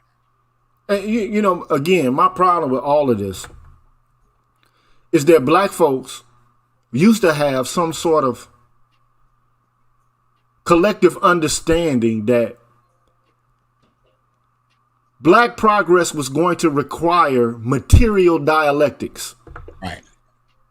You know, discussions of social economic justice and reparations,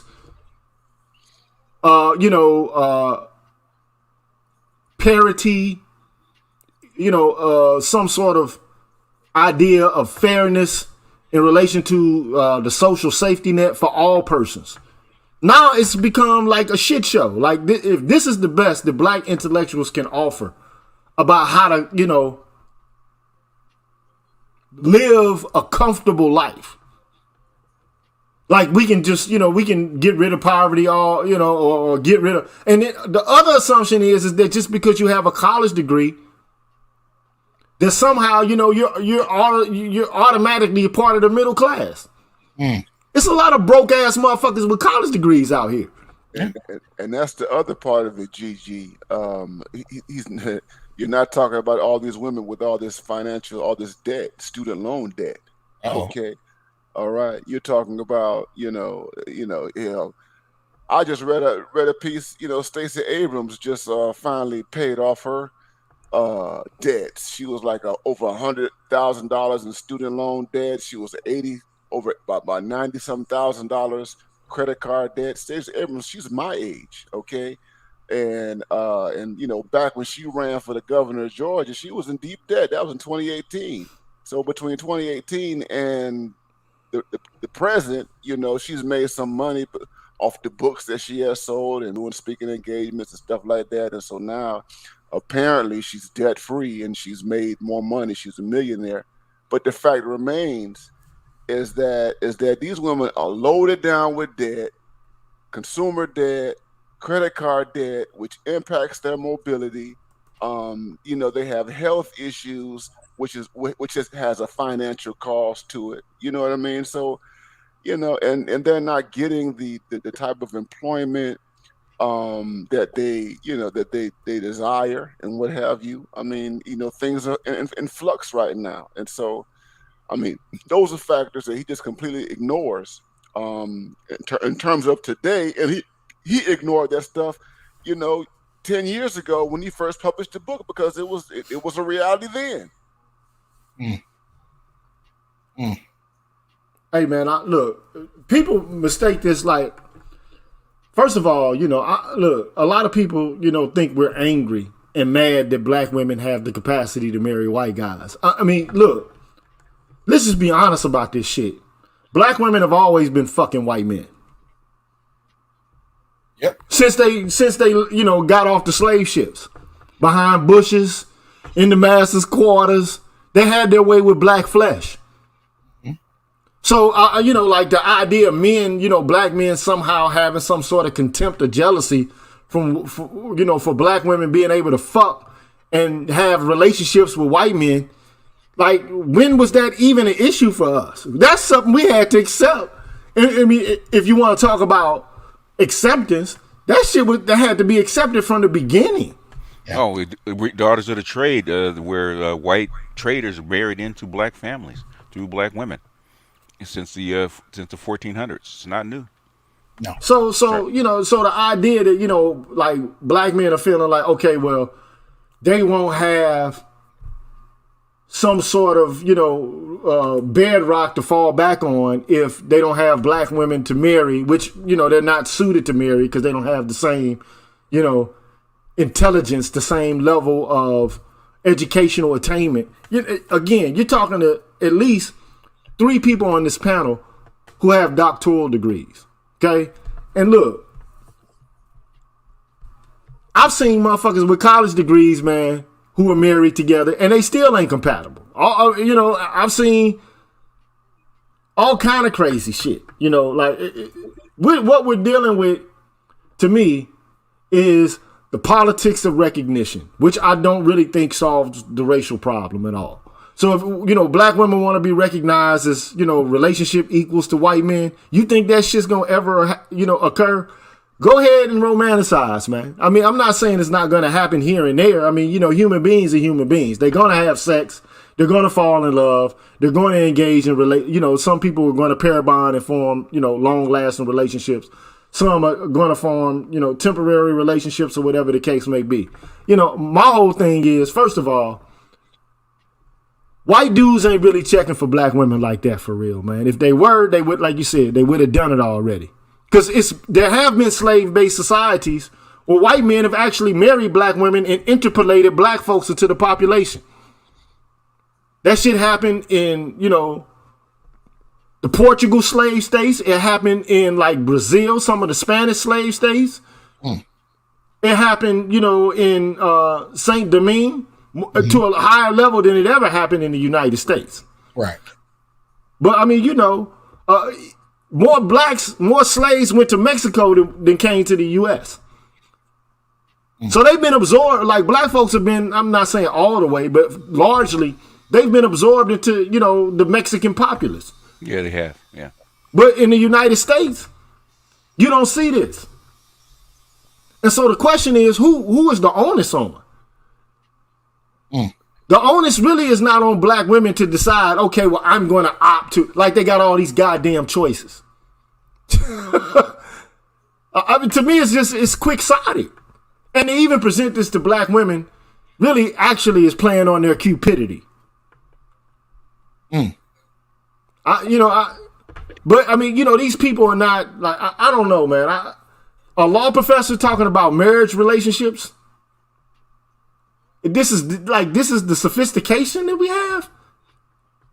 Yeah. Right. As intellectuals, this is like how we're tackling the problem of race. Yeah. This is where we really are. And the funny thing about it is, as I said before, if black women think they can disconnect themselves to black folks or blackness by fucking a white dude, that shit would have already occurred. Yeah, I agree. You can't fuck your way out of this problem. It's not the solution. It's not a solution. Not in a place as racially charged as the United States. And that's why, you know, that's why I link this. This is, you know, we're talking about, you know, heterosexuality, but this is the LGBTQ perspective as well, man. You know what I mean? Okay. And those who are part of that movement, the black people who are part of that movement, because, you know, you got black women who are lesbians who have white partners or white wives. You got gay black men with white men. You understand? And what's his name? Billy Porter. Okay? Yeah. Okay. You see a Billy Porter and the way he presents himself in the public, you remember that picture that was circulating when he had on that tuxedo gown and all that kind of stuff. It was though he wasn't living in a different universe. That he had arrived. This is heaven now. And you know, I've completely exited, you know, blackness or what have you. So this whole interracial thing is real deep, man. It has many layers, man. And in that liberal left world, man, it's really being pushed heavily, man. And it's seen as a sign of progress. You know, if you have a white person right next to you, or even a black man, you know what I'm saying, who are accepted in those areas, you got a white woman, it's like it's a sign of progress or enlightenment or whatever, you know. And this is what he's pushing. And I think it's interesting to note that all the people he's talking about happen to be, either jurists, former jurists, people connected to law. Kamala Harris, who was, district attorney in San Francisco. Ketanji Brown, she's been a federal judge, and Banks is a lawyer. And to be honest, man, you have a generation of black law professors, man, who are very conservative, bro. Yeah. I've said this about, Paul Butler. He teaches at Georgetown, man, and former prosecutor and stuff like that. And I read his stuff on black men and criminal justice, man, and he's real conservative, bro. And so you have and these are people who are like in their late 50s right now. They come from they're from the same generation as Kimberly Crenshaw, man. And Okay. so they all have a similar strain of thought when it comes down to black women and black men.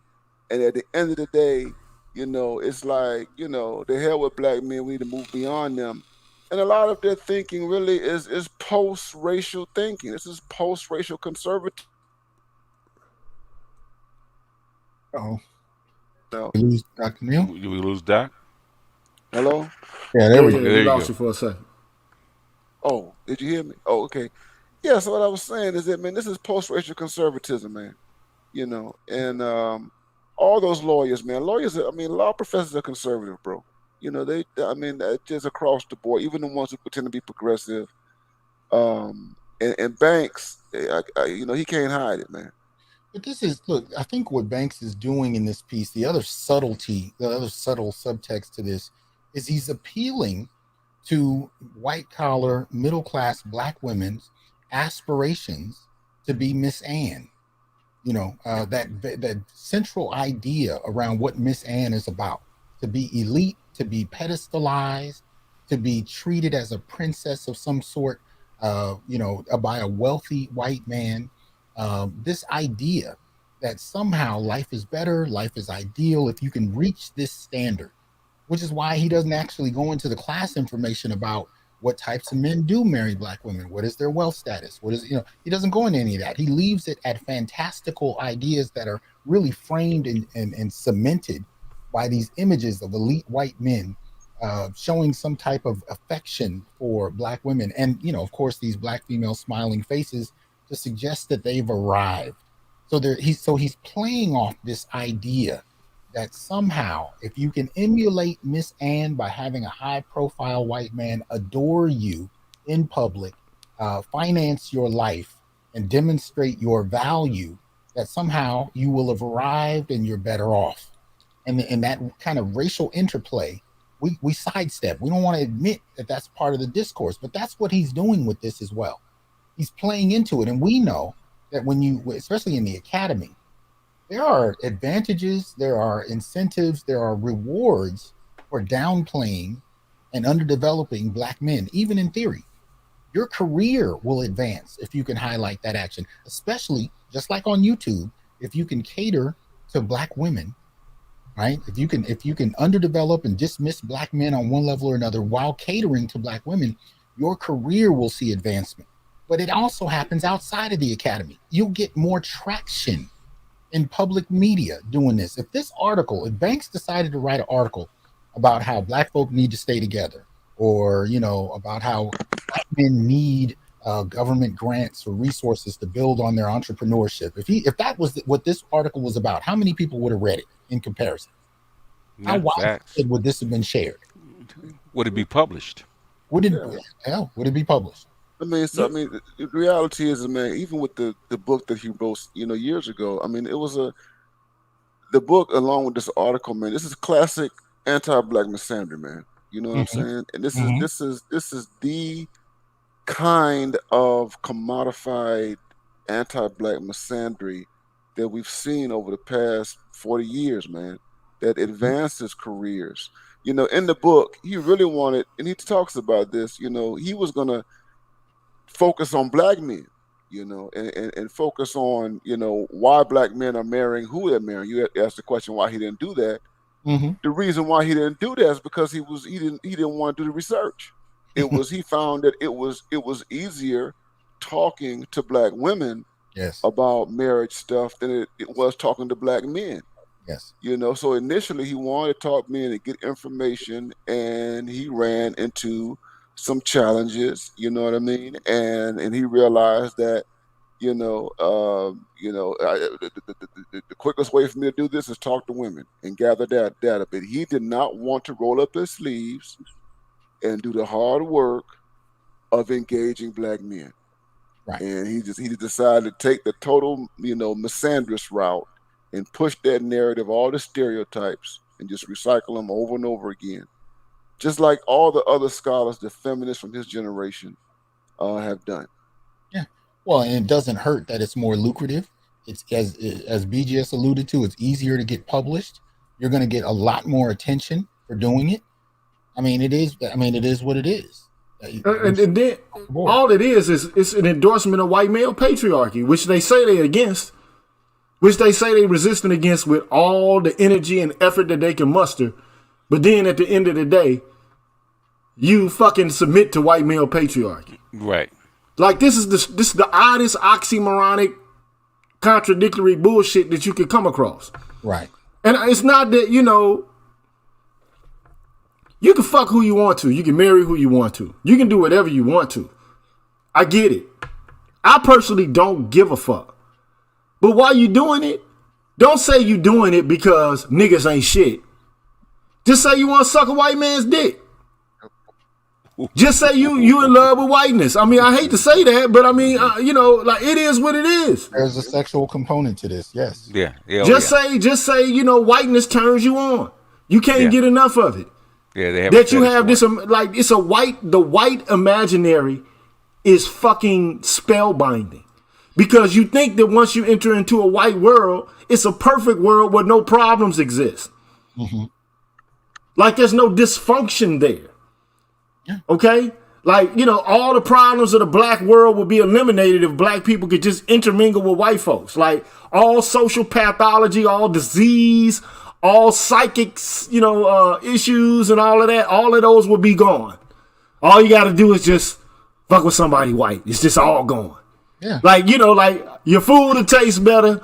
Your ice will be colder. Your heat will be hotter. The green will look greener. You know, like, this is some. And then all you got to do. And then all you got to worry about is, or all you got to tolerate is if he calls you a nigga when he's coming. A little slave play don't hurt nobody. Okay. Yeah, you know, but to go to what Gigi has been saying, you know, all night, man. This, I mean, you know, I hate to say it, man, but this is the kind of stuff that really, you know, it replaced a real robust kind of politics. You know, and that the professional class, the elite class, and, you know, Cornel West has been talking about this over and over again, man. You know what I'm saying? I mean, they just basically they've moved on. They sold out. They don't care about the black majority, you know, and you know, we don't have, you know, any other substantive way of looking at the world, our condition in this country, and offset it and alter it, man. We have accepted this type of ideology. That is that the black professional class has accepted this, and mainly black women. They eat this stuff up, bro. They eat this stuff up. And look, okay, so there's a variety of intellectuals who lament about, you know, this kind of neoliberal aspirationalism. You know, Habermas is one of the people from the Frankfurt School who talked about it. I mean, he called it the colonization of the life world. Okay. Nancy Fraser has talked about it. I think Dr. Neal and I have also discussed it, where she talks about how materialist concerns have been made subservient to politics of recognition. Okay. If you want to know more about the politics of recognition, you can study Charles Taylor and his book on multiculturalism, because that's where he talks about it the most. Okay. So it's not really about changing the basic structure of society anymore. It's about, you know, trying to find the right amount of tokens to fit into the right spaces so that there's, you know, representation there. Mm-hmm. Doesn't matter if the rest of the niggas is hemorrhaging or women are hemorrhaging or, you know, men all over the world are hemorrhaging. What matters is that you got the right representation there. Okay. Mm-hmm. And so, you know, Alasdair MacIntyre is another individual who talks about this. Even to some degree, the Nazi sympathizer Martin Heidegger talked about it. Okay. But I don't want to get too cerebral. But, you know, my whole thing is this value system that we have, this idea that marriage is supposed to uplift you financially and economically. And, you know, this is a part of post-industrial neoliberal culture, man. And to me, I find it off-putting because I think that, you know, like the people who are supposed to be doing the heavy lifting intellectually, they should be able to move beyond this. They should be able to think, you know, outside of the box but instead they've been consumed by corporatism. And I don't have a problem with people getting their paper. Get your money, get your bag, okay? Get your paper, all right? But god damn, man, where's your dedication to justice? Like, in a broad view, not just based on your identity group or your identity politics or your intersectional identity. What about justice for everybody throughout, the entirety of the culture, the civilization that you live in? These kind of questions aren't even being asked anymore. No. They're not even being brought to public purview anymore. Black people are more interested in talking about woman this, woman that, gay this, gay that, than they are about like uplifting all folks in the country, all poor folks in the country, even if they Appalachian white folks. And that's another thing. I'm gonna do a show on this, maybe tomorrow or maybe Friday. But this conception that that white life has always been blissful, like white marital relationships have always been blissful. That's a lie. It's absolutely ridiculous. Like I was thinking about how what was life like for the average marital couple before industrialism to begin with. You had people who basically engaged in subsistence farming. Okay. And they didn't really leave the house to do the work. The work was on at the house if you wanted to live. So, you had to wash, clean, cook, gather wood, farm animals and shit like that. All this domestic, private versus public sphere shit, it didn't exist. Right? But, and even white women's complaint about controlling white men and how white men get to go out and be autonomous, but white women are left in the house. That is a bourgeois white woman's problem, man. Because most white women had to work as well. Most white women. Like those white European immigrants that came here, the white women, European immigrants, they went to the sweatshops and the textile mills, dog. Uh-oh. They had little kids. Like, just look at the Christmas Carol, man. You have fucking kids working.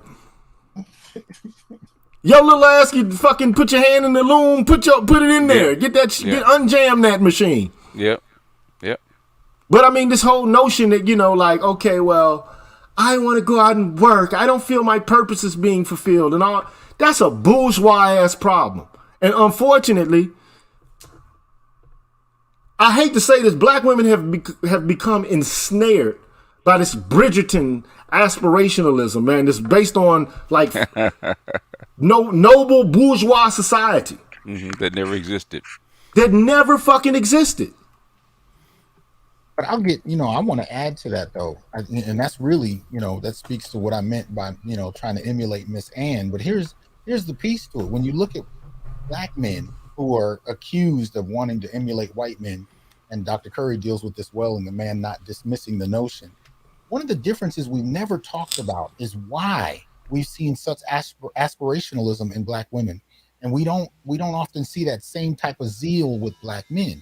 And one of the reasons I argue is the difference is we're not as lured by the promise of social acceptance. We're not lured by it because we don't enjoy it. Black men are in many respects left out of the conversation. The progress we've seen, especially in regard to any type of access, is not necessarily a product of acceptance. It's black men fighting against the grain, going upstream, if you will.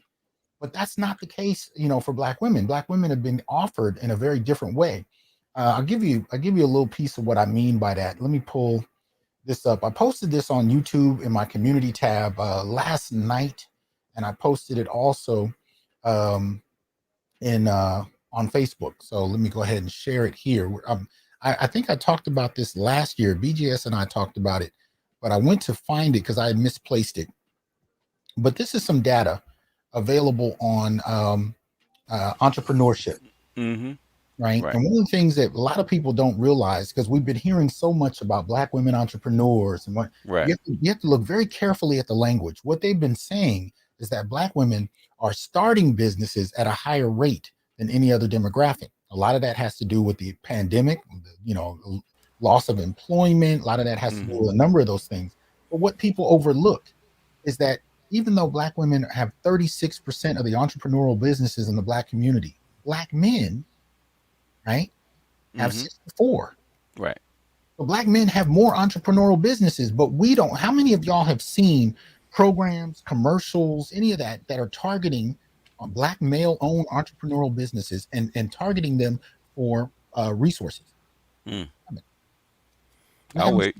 Well, the reason that you don't see that is because, first of all, you know, this is I'm saying it again. This is riding on the coattails. It's like trying to hide behind the drift of white feminism. I mean, and it's aspirationalism connected to the bourgeois concerns of white women during second wave feminism. Mm-hmm. You know, I want a job, but you always had a job. I mean, if you was a black woman, you always had to work. I mean, this is clear. Like there is no option to not work if you're a black woman doing Jim Crow or, you know, doing slavery. You're going to work. Okay. And even like, I think I posted an article even Rami Frimpong did a show on this about how, you know, where black men had come home from World War I and II, and you know, they had pensions and stuff like this, and they were, you know, able to support their entire families without having to have the labor of their women involved. And in New Jersey, like the white people were like, we're gonna put black women to work. Mm. We're gonna, like, we ain't got enough servants in our homes. We ain't got enough people to suckle our children, you know, I mean, you know, to feed our children. So we don't have to. We want somebody else to sweep our floors and to, you know, clean our toilets. Right. Miss Ann didn't want to do that. Mm-hmm. Okay, so at the end of the day, man, like, all of this shit is riding the coattails of the aspirationalism of white women.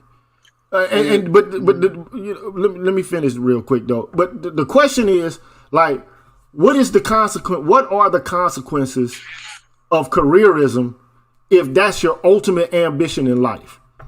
Like, I mean, I'm not saying that you shouldn't have a vocation or a career or something that moves you and that, you know, satisfies you. I think that that's important. But is that all that there is? Like, I mean, like, is that it? Like, what about having a family life?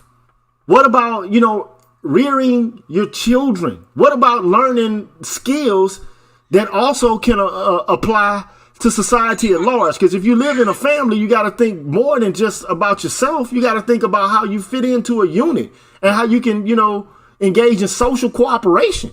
But Gigi, this is why I brought up the entrepreneurial component, and I just want to tie it in because I think it's incredibly important, because this is the post that I posted with that, right, where we talk about the 64% of businesses owned by black men in the black community, also identifying the three major areas you find entrepreneurship, right? Healthcare, social assistance, business. You know, you tend to find a number of areas where you have women. The highest numbers were for professional, scientific and technical services with men. And then the third area had to do with business, administrative, and support and waste management, right? But the reason I posted this information is that despite how many black men are doing things that nobody gives them credit for, despite what extent they're doing it to, there's no acknowledgement of that. There are no resources being targeted for them, but there are resources being targeted toward black women. So the lure of not just social acceptance, but social advancement is far stronger for black women, right? The group deemed most enrolled in higher education in the last 5, 6 years, 7 years, you know, that the lure is so much stronger, despite how black men demonstrate every day what they're capable of. We are not lured in the same way because we haven't been targeted to uplift. And this is where you have to go back to James Sedanius's work. This is where you have to go back to Errol Miller. This is where you have to go back to those brothers who were explaining the implicit hostility, the institutional systemic hostility toward black men that plays out materially, plays out in terms of policy, plays out in terms of advantage, plays out in terms of advancement. We're not the targets for a reason. And I would add, so one thing is, you know, I mean, let's just face it, black women are not threats to white people. They're not threats to white people and white society. And that's why white people have always been comfortable with black women as a group. And they have been close to them. Black women as a group historically to white people. That's one thing. They're not threats. The other thing is that, and I keep saying this, man, they're colonized. They are commodified objects of colonialism. Yes. That is that these business programs, here's the thing, whoever's funding this stuff, whatever white entities, they get to make brochures and pamphlets, and they get to put the faces of black women on the cover of those things, and they get to say to other white people and to black women that they're inclusive and that they're diverse. And this is the way we deal with diversity or what have you. This is a shortcut. This is a Band-Aid, over a bullet wound. You know what I mean? And it requires that you don't deal with black men. You ignore them. Black women are the shortcuts because there's no demand here. Careerism does not place any demand on this system. White supremacy, it doesn't. It is. I mean, if you think, I just be honest. Careerism is apolitical, and I'm calling all this politics that we're talking about fundamentally apolitical. Yes. And we have to acknowledge that is what the vast majority of the black professional class has accepted, an apolitical posture toward our condition in the United States. It doesn't cost white people anything. Exactly. All the money. Let me tell you something. What Goldman Sachs, that $100 million reserve that they have, that's a drop in the bucket for Goldman Sachs. Sure. You know how much money Goldman Sachs is. You know what I'm saying? They wipe their asses with $100 million. Okay, and so doing that is just a shortcut. It says we don't want to deal with real repair. We don't want to deal with the damage that has been done to black people, which includes black men and black boys and what have you, because it's really gonna cost. It's gonna cost some money to deal with the black male situation, and there are people who know that it's gonna cost a lot of money. We're talking about trillions and trillions of dollars to deal with this black male situation. And so they know what they're doing. And I've said that before. I call it, recently, it's crass what I call it, but sometimes I speak using pejoratives so I can, help people to understand without using graduated terminology what it is that I'm trying to say. But I call it the politics of fucking. Like, all you got to do is hire a trans person or, have a trans person fit into a scheme that already exists. It's mitigative change. It's not paradigmatic change. It's not substantive change in the basic structure of the culture in which we live. It's just plugging a token into a spot, and then it absolves the key players in our culture and in our society from actually doing anything. It obviates the need for them to fulfill duties related to economic justice. Okay. So just like, Doc said, I agree and I disagree with what he says. Even the apolitical is political, but it's implicitly and tacitly political. Because you always have a political position. But their political position is hiding behind a veneer of what's palatable, what's acceptable on the value stage set out in American culture and society. They're taking a political position, but it's the political position that's already fits tightly within a groove. They don't want to go outside and do the hard work that black folks have traditionally done. This is basically assimilationism with no contestation whatsoever. And the corporations become the arbiters of morality. Uh-oh. That's the problem I have with this. They become they all they have to do is it's public relations for them. But then they are able to convert public relations as a spectacle, which basically allows them to sidestep duty to actually do something related to traditional concepts about distributive justice, even retributive justice, right? Social welfare. I mean, it's not like I'm asking for a socialist state where everybody gets, the exact same thing. But for crying out loud, we have a system where companies are the arbiters of whether or not you're going to have health care, bro. Yes. Like a corporation is the entity that controls and determines whether or not you're going to be able to pay your rent.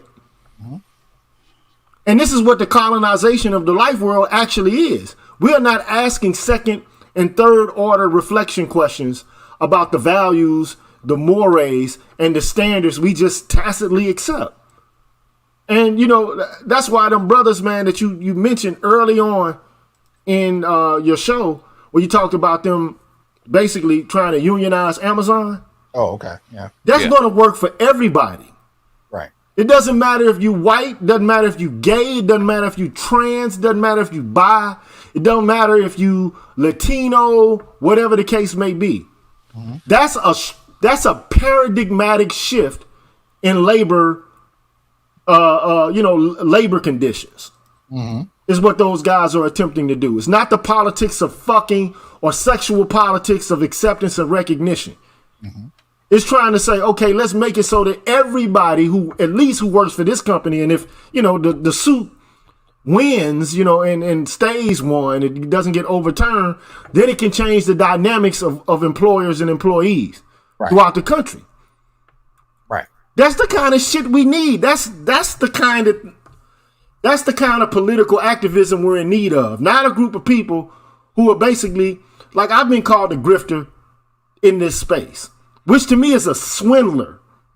Somebody who false advertises, who basically says this is what we're offering, and then when you buy what it is that you say you want, you get a different package in the mail. You understand what I mean? It's like you ordered the iPhone 13, but when you get the package, it's a motherfucking Samsung from 2005. And that's the shit that BLM did. That's not old school black activism from either males or females. So there has been a shift. And the shift, it's the lack of critical reflection about what these women have been writing for the past 50 and 60 years. Nobody has challenged them.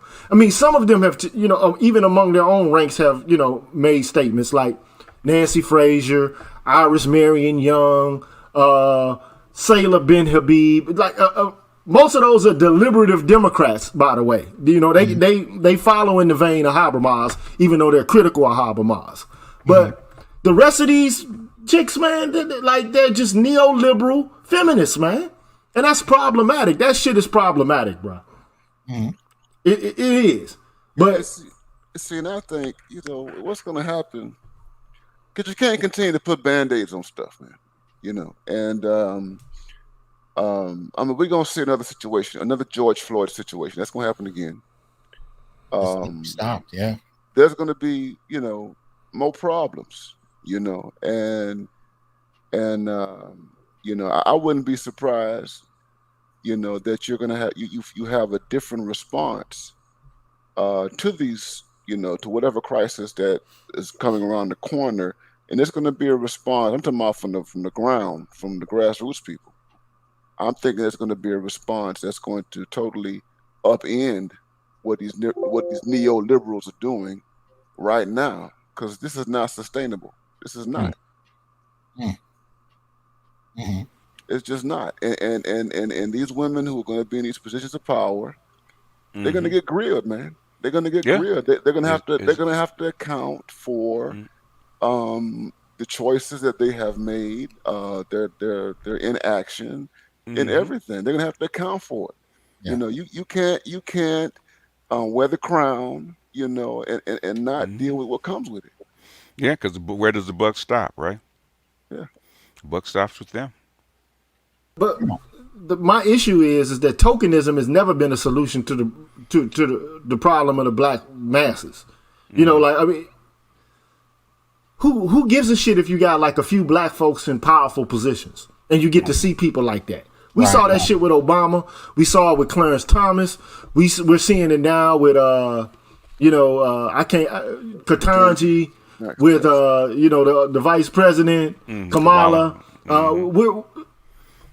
Stokely Carmichael wrote about this shit when he wrote Black Power. And it's like the lessons, people have already spoken about these issues. It's not like this is brand new. And he talked about tokenism and how it really isn't going to have a profound and substantive impact on the condition of black folks in the United States. He discussed that. But nobody wants to have like a candid conversation. All of these people now are deeply embroiled within the groove of the politics of recognition. It's being seen is more important. Being able to play in a sport where you're a trans person is more important than a motherfucker getting knocked upside the head with a billy club because he looked like he might have had a weapon.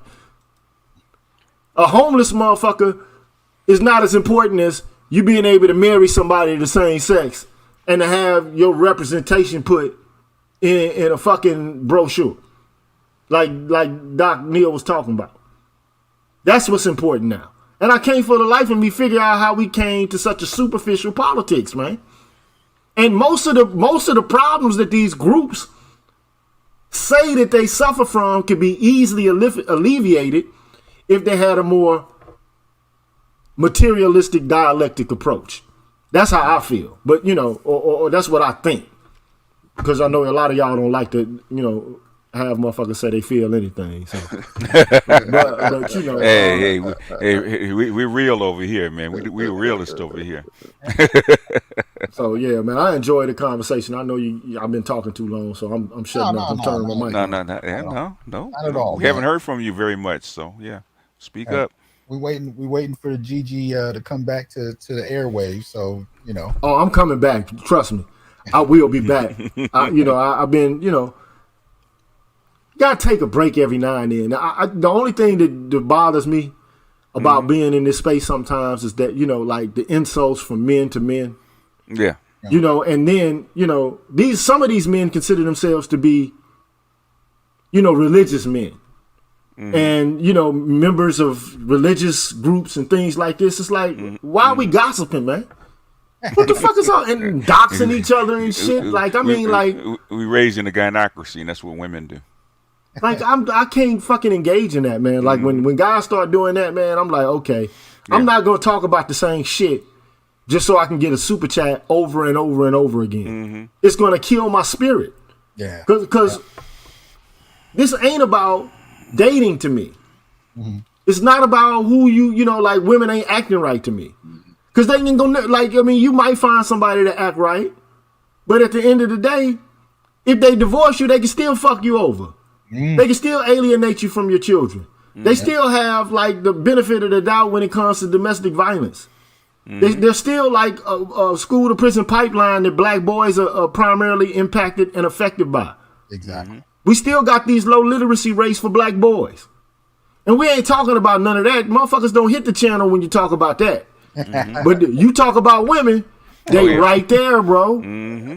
And like, I like a good conversation. I like to lament about the shit that women do sometimes, because I think sometimes that they're operating by double standards and they're operating in bad faith. Sometimes I do. But it's like, man, my world ain't preoccupied with that shit on a 24/7 loop, bro. Yeah. I can't do it, man. Like, I can do it to some degree, but I want to cover like academic ideas for real. And sometimes I feel like these guys don't want that. And I want to do that shit. That's what I want to do. I think for me, one of the issues is I had somebody tell me earlier this week that black men are not activists the way black women are because they're not in the street. And one of the things that I responded with is, first of all, when you talk about street level activism, you have to understand that there have been generations worth of theory to precede that, at least the current moment.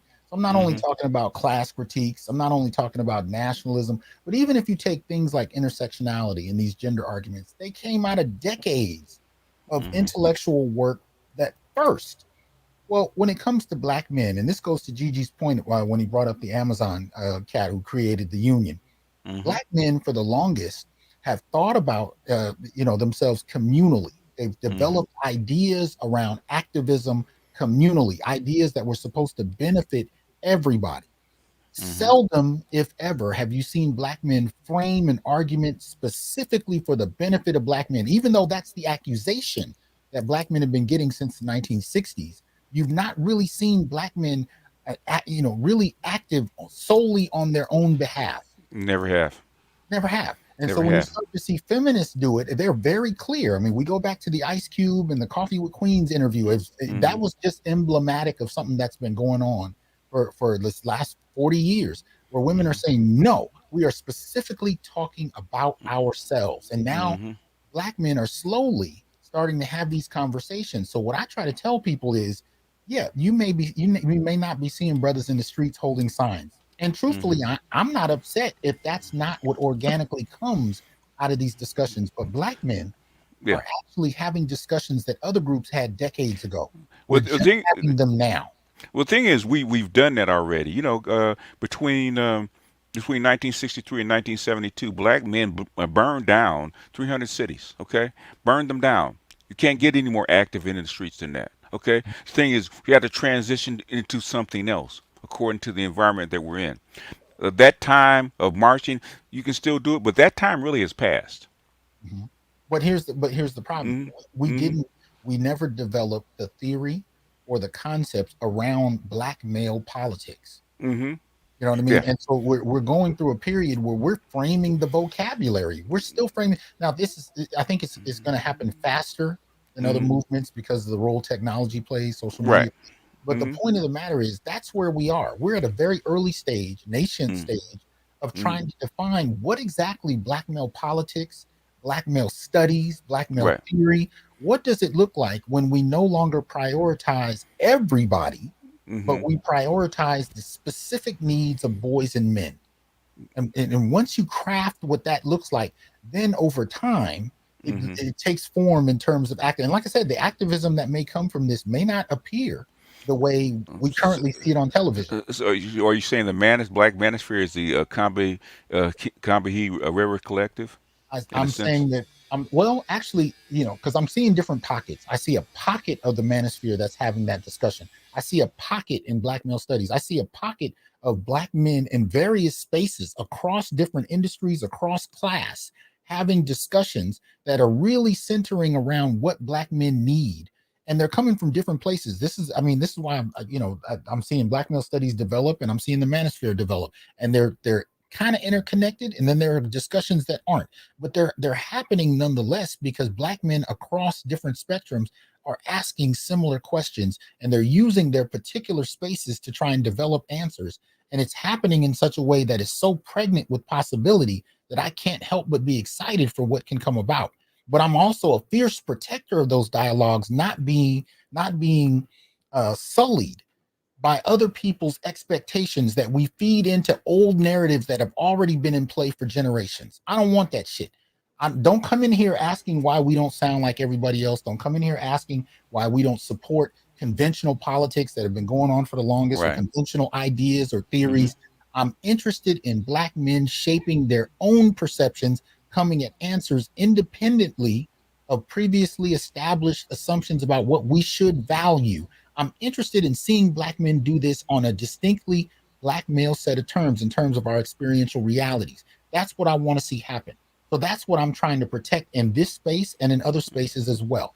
That's what needs to happen, because for so long, so much of the work we did, like this brother from Amazon, is for everybody. But at the end of the day, who actually steps up for black men? Yeah, nobody does, man. Well, some people are doing it, but at the end of the day, man, these black women have a language that's largely the language of white feminism. All they did was threw race into the mix. Yes. And what we have to do is critique that whole body of thought, that whole corpus has to be called into question. And unfortunately, there have been very few scholars who are willing to take on the task and to say, I mean, there are some people who've done it, okay? Damn, why is his name eluding me right now? The brother who I did a video on, man, the brother with the part in the middle of his head, man, the OG. Ishmael Reed. Ishmael Reed. Okay. Okay. One of the first persons, to say, look, you can't just say that men, particularly black men, are the repository of evil, and that there aren't any social problems or pathology that come from other people. Right.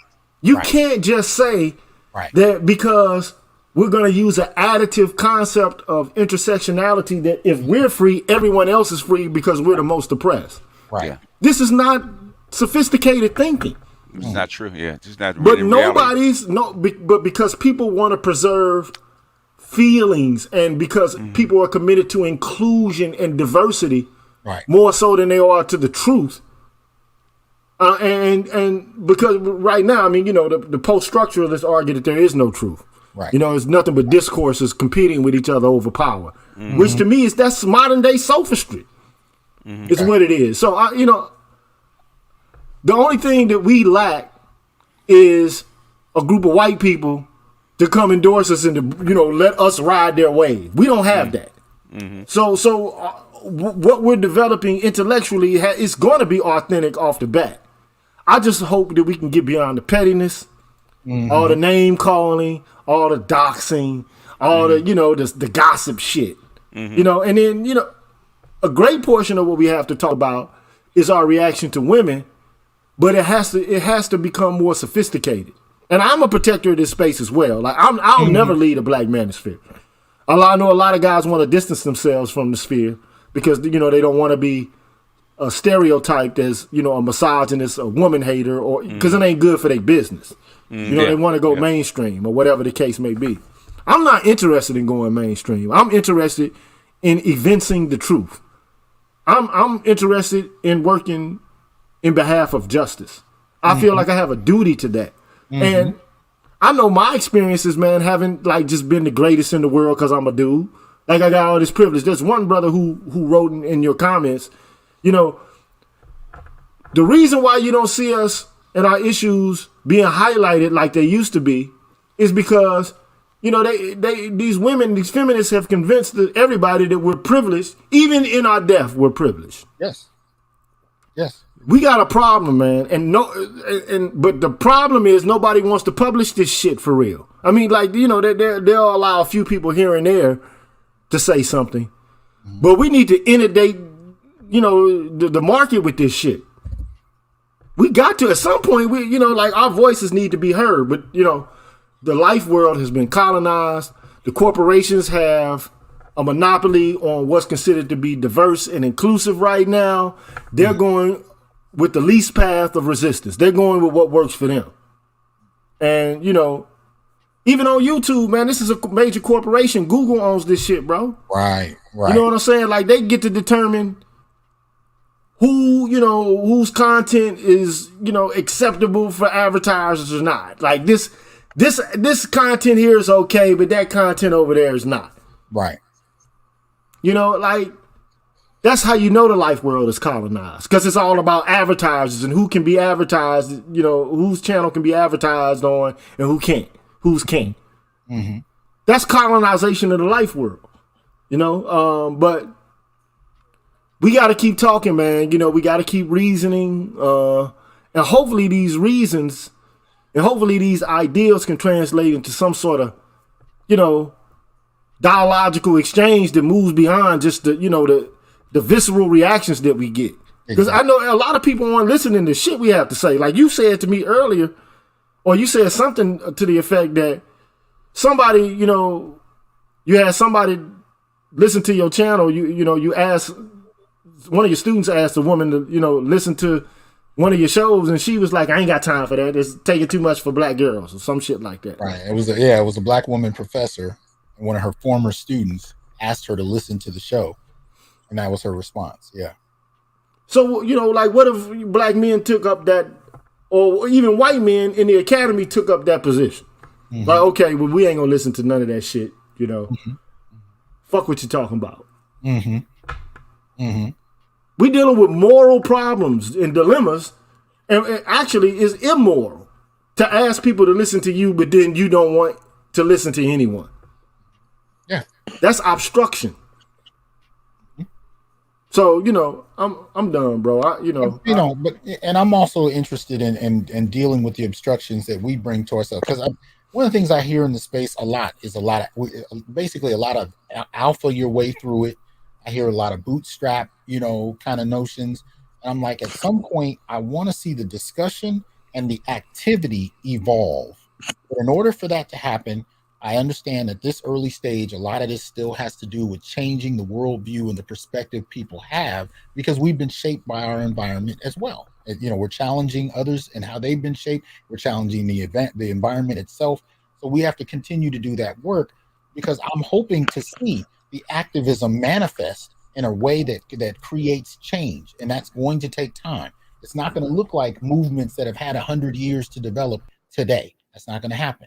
But whatever comes out of this needs to be a product of first, appealing to and changing our mindset and how we approach issues and what we deem important. And one of the things that I've not found that even black men themselves find important is black men and boys. So that's one of the things I want to change. But I do appreciate all y'all coming, and I apologize for holding you this long, because I know everybody's got things to do, but I was really enjoying the discussion, so I got a little selfish. But we're going to close out with each brother just kind of giving some final thoughts. And due to age, I'm gonna leave BGS last. But Dr. Neil, Gigi, either one of y'all want to go first? Your closing thoughts about the initial article around this push for black women to reconsider marrying white men. Any closing thoughts? Yeah, I'll just say, man, again, that whiteness is a hell of a drug, man, and we just have to recognize it for what it is, and continue to point out its errors and everything, and keep this stuff, man, keep these ideas, man, these problems on the chopping block. I don't like Ralph Richard Banks, and I said I was gonna, prior to coming on the show, I was like, I'm gonna have to, be restrained, because I really wanted to call them all kind of BANs and everything like that. And so, I was on an Obsidian show last week, and I kind of went reckless. I said I wasn't gonna do that this week, because I respect my brothers. I respect old man too, and everybody. You know what I'm saying? But Right. And it was heated because we were talking about the Jada stuff. You know what I mean? And this stuff can get you heated, man, because the misandry is so deep, man. Yes, sir. It is. And to get it from another black man, it is so deep. And I have met and encountered people like him with that kind of perspective throughout my career and everything. And so it really hits home, man. But let's just continue to keep it going, man. And I appreciate the conversation. I look forward to the next round. Yeah, that winter soldiership is real, man. All right. Shout out to Dr. Neil. And the reason I put the names on the screen is so you guys can go to their channel, support what they're doing. But Gigi, any closing thoughts, good brother? Yeah, man. I would encourage people to go back and look at chapter 2 of Frantz Fanon's work, The Woman of Color and the White Man. And to go look at what his concept of love consists of. Personally, man, I don't have a problem with people marrying outside of their race. If that's, if they find somebody that they want, they like, that they're compatible with, along a whole bunch of lines, do what you want, I think racism is silly anyway, at its core. I think it's going to end anytime soon? Not no, by any stretch of the imagination, because I'm a realist about that. Mhm. But marry who you like, who you love, and who you feel like you have something in common with. But don't use interracial marriage as a crutch to try to remove yourself from the grasp of racism. It won't work. It's a fool's errand. And also, if that's what you're attempting to do, then you're using the other person. And that's just not like that's not moral. That's unscrupulous. You don't marry people in order to transcend blackness. You marry people because you love them. You want to build a life together and develop a legacy, and have a mutually shared, or a substantive interchange, of your lives. So if that's what you want to do that. But don't use black men as a means by which to justify, your decision making as in terms of marriage. It's stupid. You're not going to even avoid the problem you say that you're trying to. And also, if you have children, you're going to give birth to another generation of kids who are going to, basically be saddled with the same kind of problems, because you're not really actually addressing the issue. The tragic mulatto, huh? Man, it's crazy. But anyway, man, thank you, Doc. And on a personal note, check them joints out for me, dog, and see if you like them. You know what I'm saying? Because I want to get that off my desk. I want you to know that I'm dedicated to getting it up to your snuff and satisfaction. No, I appreciate it, and it's already there. But y'all make sure you support the Green Gorilla channel, but also support his work doing Afrobeat. And he just opened a whole nother arm to his business, and that is, he'll do theme music for you. So if you can actually reach out to the brother, show him the different things you're interested in, and you can contract him to develop custom made music for what you're doing. Yeah. So shout out to Green Gorilla, brilliant brother on a number of different levels. So make sure you support him. Also support Dr. Ronald Neal's channel here on YouTube. Go to both. That's why I put the names on the screen so you guys can go do that. But anyway, I appreciate you, Gigi. Thank you. Y'all be good, man. I'll holler at y'all later, man. All right. Thanks, Gigi. Peace. All right.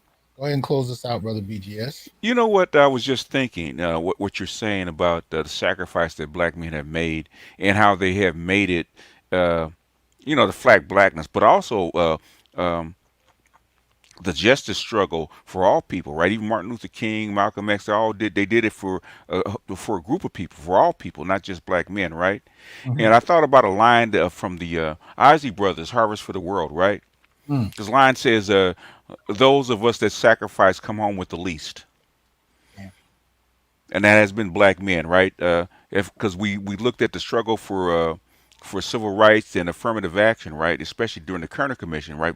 Because of all the disturbances and the riots. Okay, those jobs and those advances were specifically for black men, right? Guess who got the bulk of those things, and guess who came up with the least? Black men came up with less than 5% of those receipts. Okay. Yeah. And they had those, and these are the people that put their bodies on the line, put their lives on the line, put their freedom on the line, and actually lift black people out of their impoverished positions. Because it's about education, it's about housing, it's about access to jobs and access to a decent lifestyle. That's what they're actually fighting for. They weren't fighting for it just for themselves; they're fighting for everybody. But guess who got the least rewards for it? It's black men. Yeah. And then by the time you get to the late 1980s, when we come up with a gender theory to explain everything, black women are the most oppressed group. Black men are partially privileged, and there you go. And white women, even though they're the majority, have come up as a minority. Absolutely. White women were not considered part of the Civil Rights Bill or affirmative action before 1968. Yes, sir. Well, look, man, I appreciate you coming out. Y'all got to know, BGS went from, working for several hours with his grandson to pop in here and jump in this discussion. So I just want you to know I appreciate you, brother. Appreciate the contribution, the time, the effort, because I know you got a lot going on. But thank you. Oh, I appreciate you, sir. I mean, you guys, I'm honored to be in the room with esteemed men like yourselves, man. So I'm humbled. I Uh, am truly humbled. well, shout out to you, good brother. All right, let me go ahead and And all you people, we got what 700 people, 600 people still watching. Before you leave, at least subscribe, okay? Whether you don't like the channel after you finish watching it or peruse to it, but at least while you're here, hit that subscribe button, hit that like button, and donate. Okay, hit the Cash App, hit the hit the super chats, whatever, right? Support this work, right? Because uh, if Doc succeeds, then more people will actually come in behind him, right? They'll see, okay, it's working for him, it'll work for us too. That's how you get change, okay? It takes one man, right? He's the first. I always say he's the first, okay? He's succeeding. And the more he succeeds, the more this movement will succeed, all right? We can't do it by ourselves, okay? We have to expand. But anyway, that's all I got. much appreciated, good brother. All right, man. Have a good night. All right. All right, y'all. I appreciate you guys being here. Appreciate the contributions. I hope the discussion was, edifying, useful. Share it. Please hit the like button. Support the channel. The only thing I'm going to say in closing, as far as this piece by Banks, I felt the same way I did about the article as I did his book. I don't think that he's doing anybody a service in particular, let alone Black women. I think if anything, he's setting up a lot of women for a different type of failure. I think that's already going to be a problem. But the subtext of his article was rooted in misandry. It was rooted in anti-Black misandry. It was rooted in the idea that Black men are lesser beings. And in and of themselves, they're no more than a problem to Black women. He doesn't frame the relationship between Black men and women in any other way. And he frames white men as a solution. And I think we've seen over the last number of years, in terms of the abuses of Black women at the hands of white men, at least made public, because this is not new, but at least made public, that enough should give people pause to reconsider whether this idea of somehow framing white men as something beyond human actually works in the real world. And when you frame it with this article in mind, only showing you pictures of elite white men, is that really what the average Black woman can expect if she wakes up tomorrow and decides to go marry a white man? Is George Lucas, that's on the agenda? Really? Robert De Niro, that's what's happening? Yeah. All right. I think you're setting a lot of people up for some problems. The reality is the majority of each racial group basically gets down with each other. And that is going to be what it is. Now, there will be a portion of brothers who can afford to travel that will engage in whatever they find. It would be the same with sisters. They're doing the same thing. What I tend to find, however, is that a lot of brothers, despite the accusations of interraciality, tend to look for Black women from other countries if they're going to travel. Tends to be another part of the discussion we don't have, because Black men do have a love for Black women. There are issues that Black men have native to America, native to the advancement of feminism, that nobody wants to hear on a public stage. So they respond in very unique and creative ways that are often dismissed and reframed as childlike, primitive, and, for the most part, unreflected upon. And all of those things are inaccurate. But you got to get into the granular details and conversations to find that out. Nevertheless, appreciate y'all's support. Jacuzzi, welcome to the Onyx Brotherhood. Gilgami, appreciate that support. And I hope you guys have a good night. All right. And y'all will see me soon. Peace. I am here to tell you, brothers, we are not criminals by birth, perennial rapists, incapable intellects, man-children, sperm donors, child support wellsprings, success objects, walking phalluses, ATM machines, lottery tickets, unintelligent henchmen, valueless assassins, pro bono mercenaries, unpaid bodyguards, interchangeable stepfathers, child discipline proxies, unpaid repairmen, workhorses, emotional tampons, or any other socially accepted dehumanizing stereotype. We are thinkers, inventors, innovators, leaders, fathers, and men. Embrace your humanity, know your worth, and extend your time, attention, and resources only to those who genuinely respect you. And remember, your worth is not defined by meeting other people's narcissistic, selfish, and unrealistic needs. You define your worth. Peace.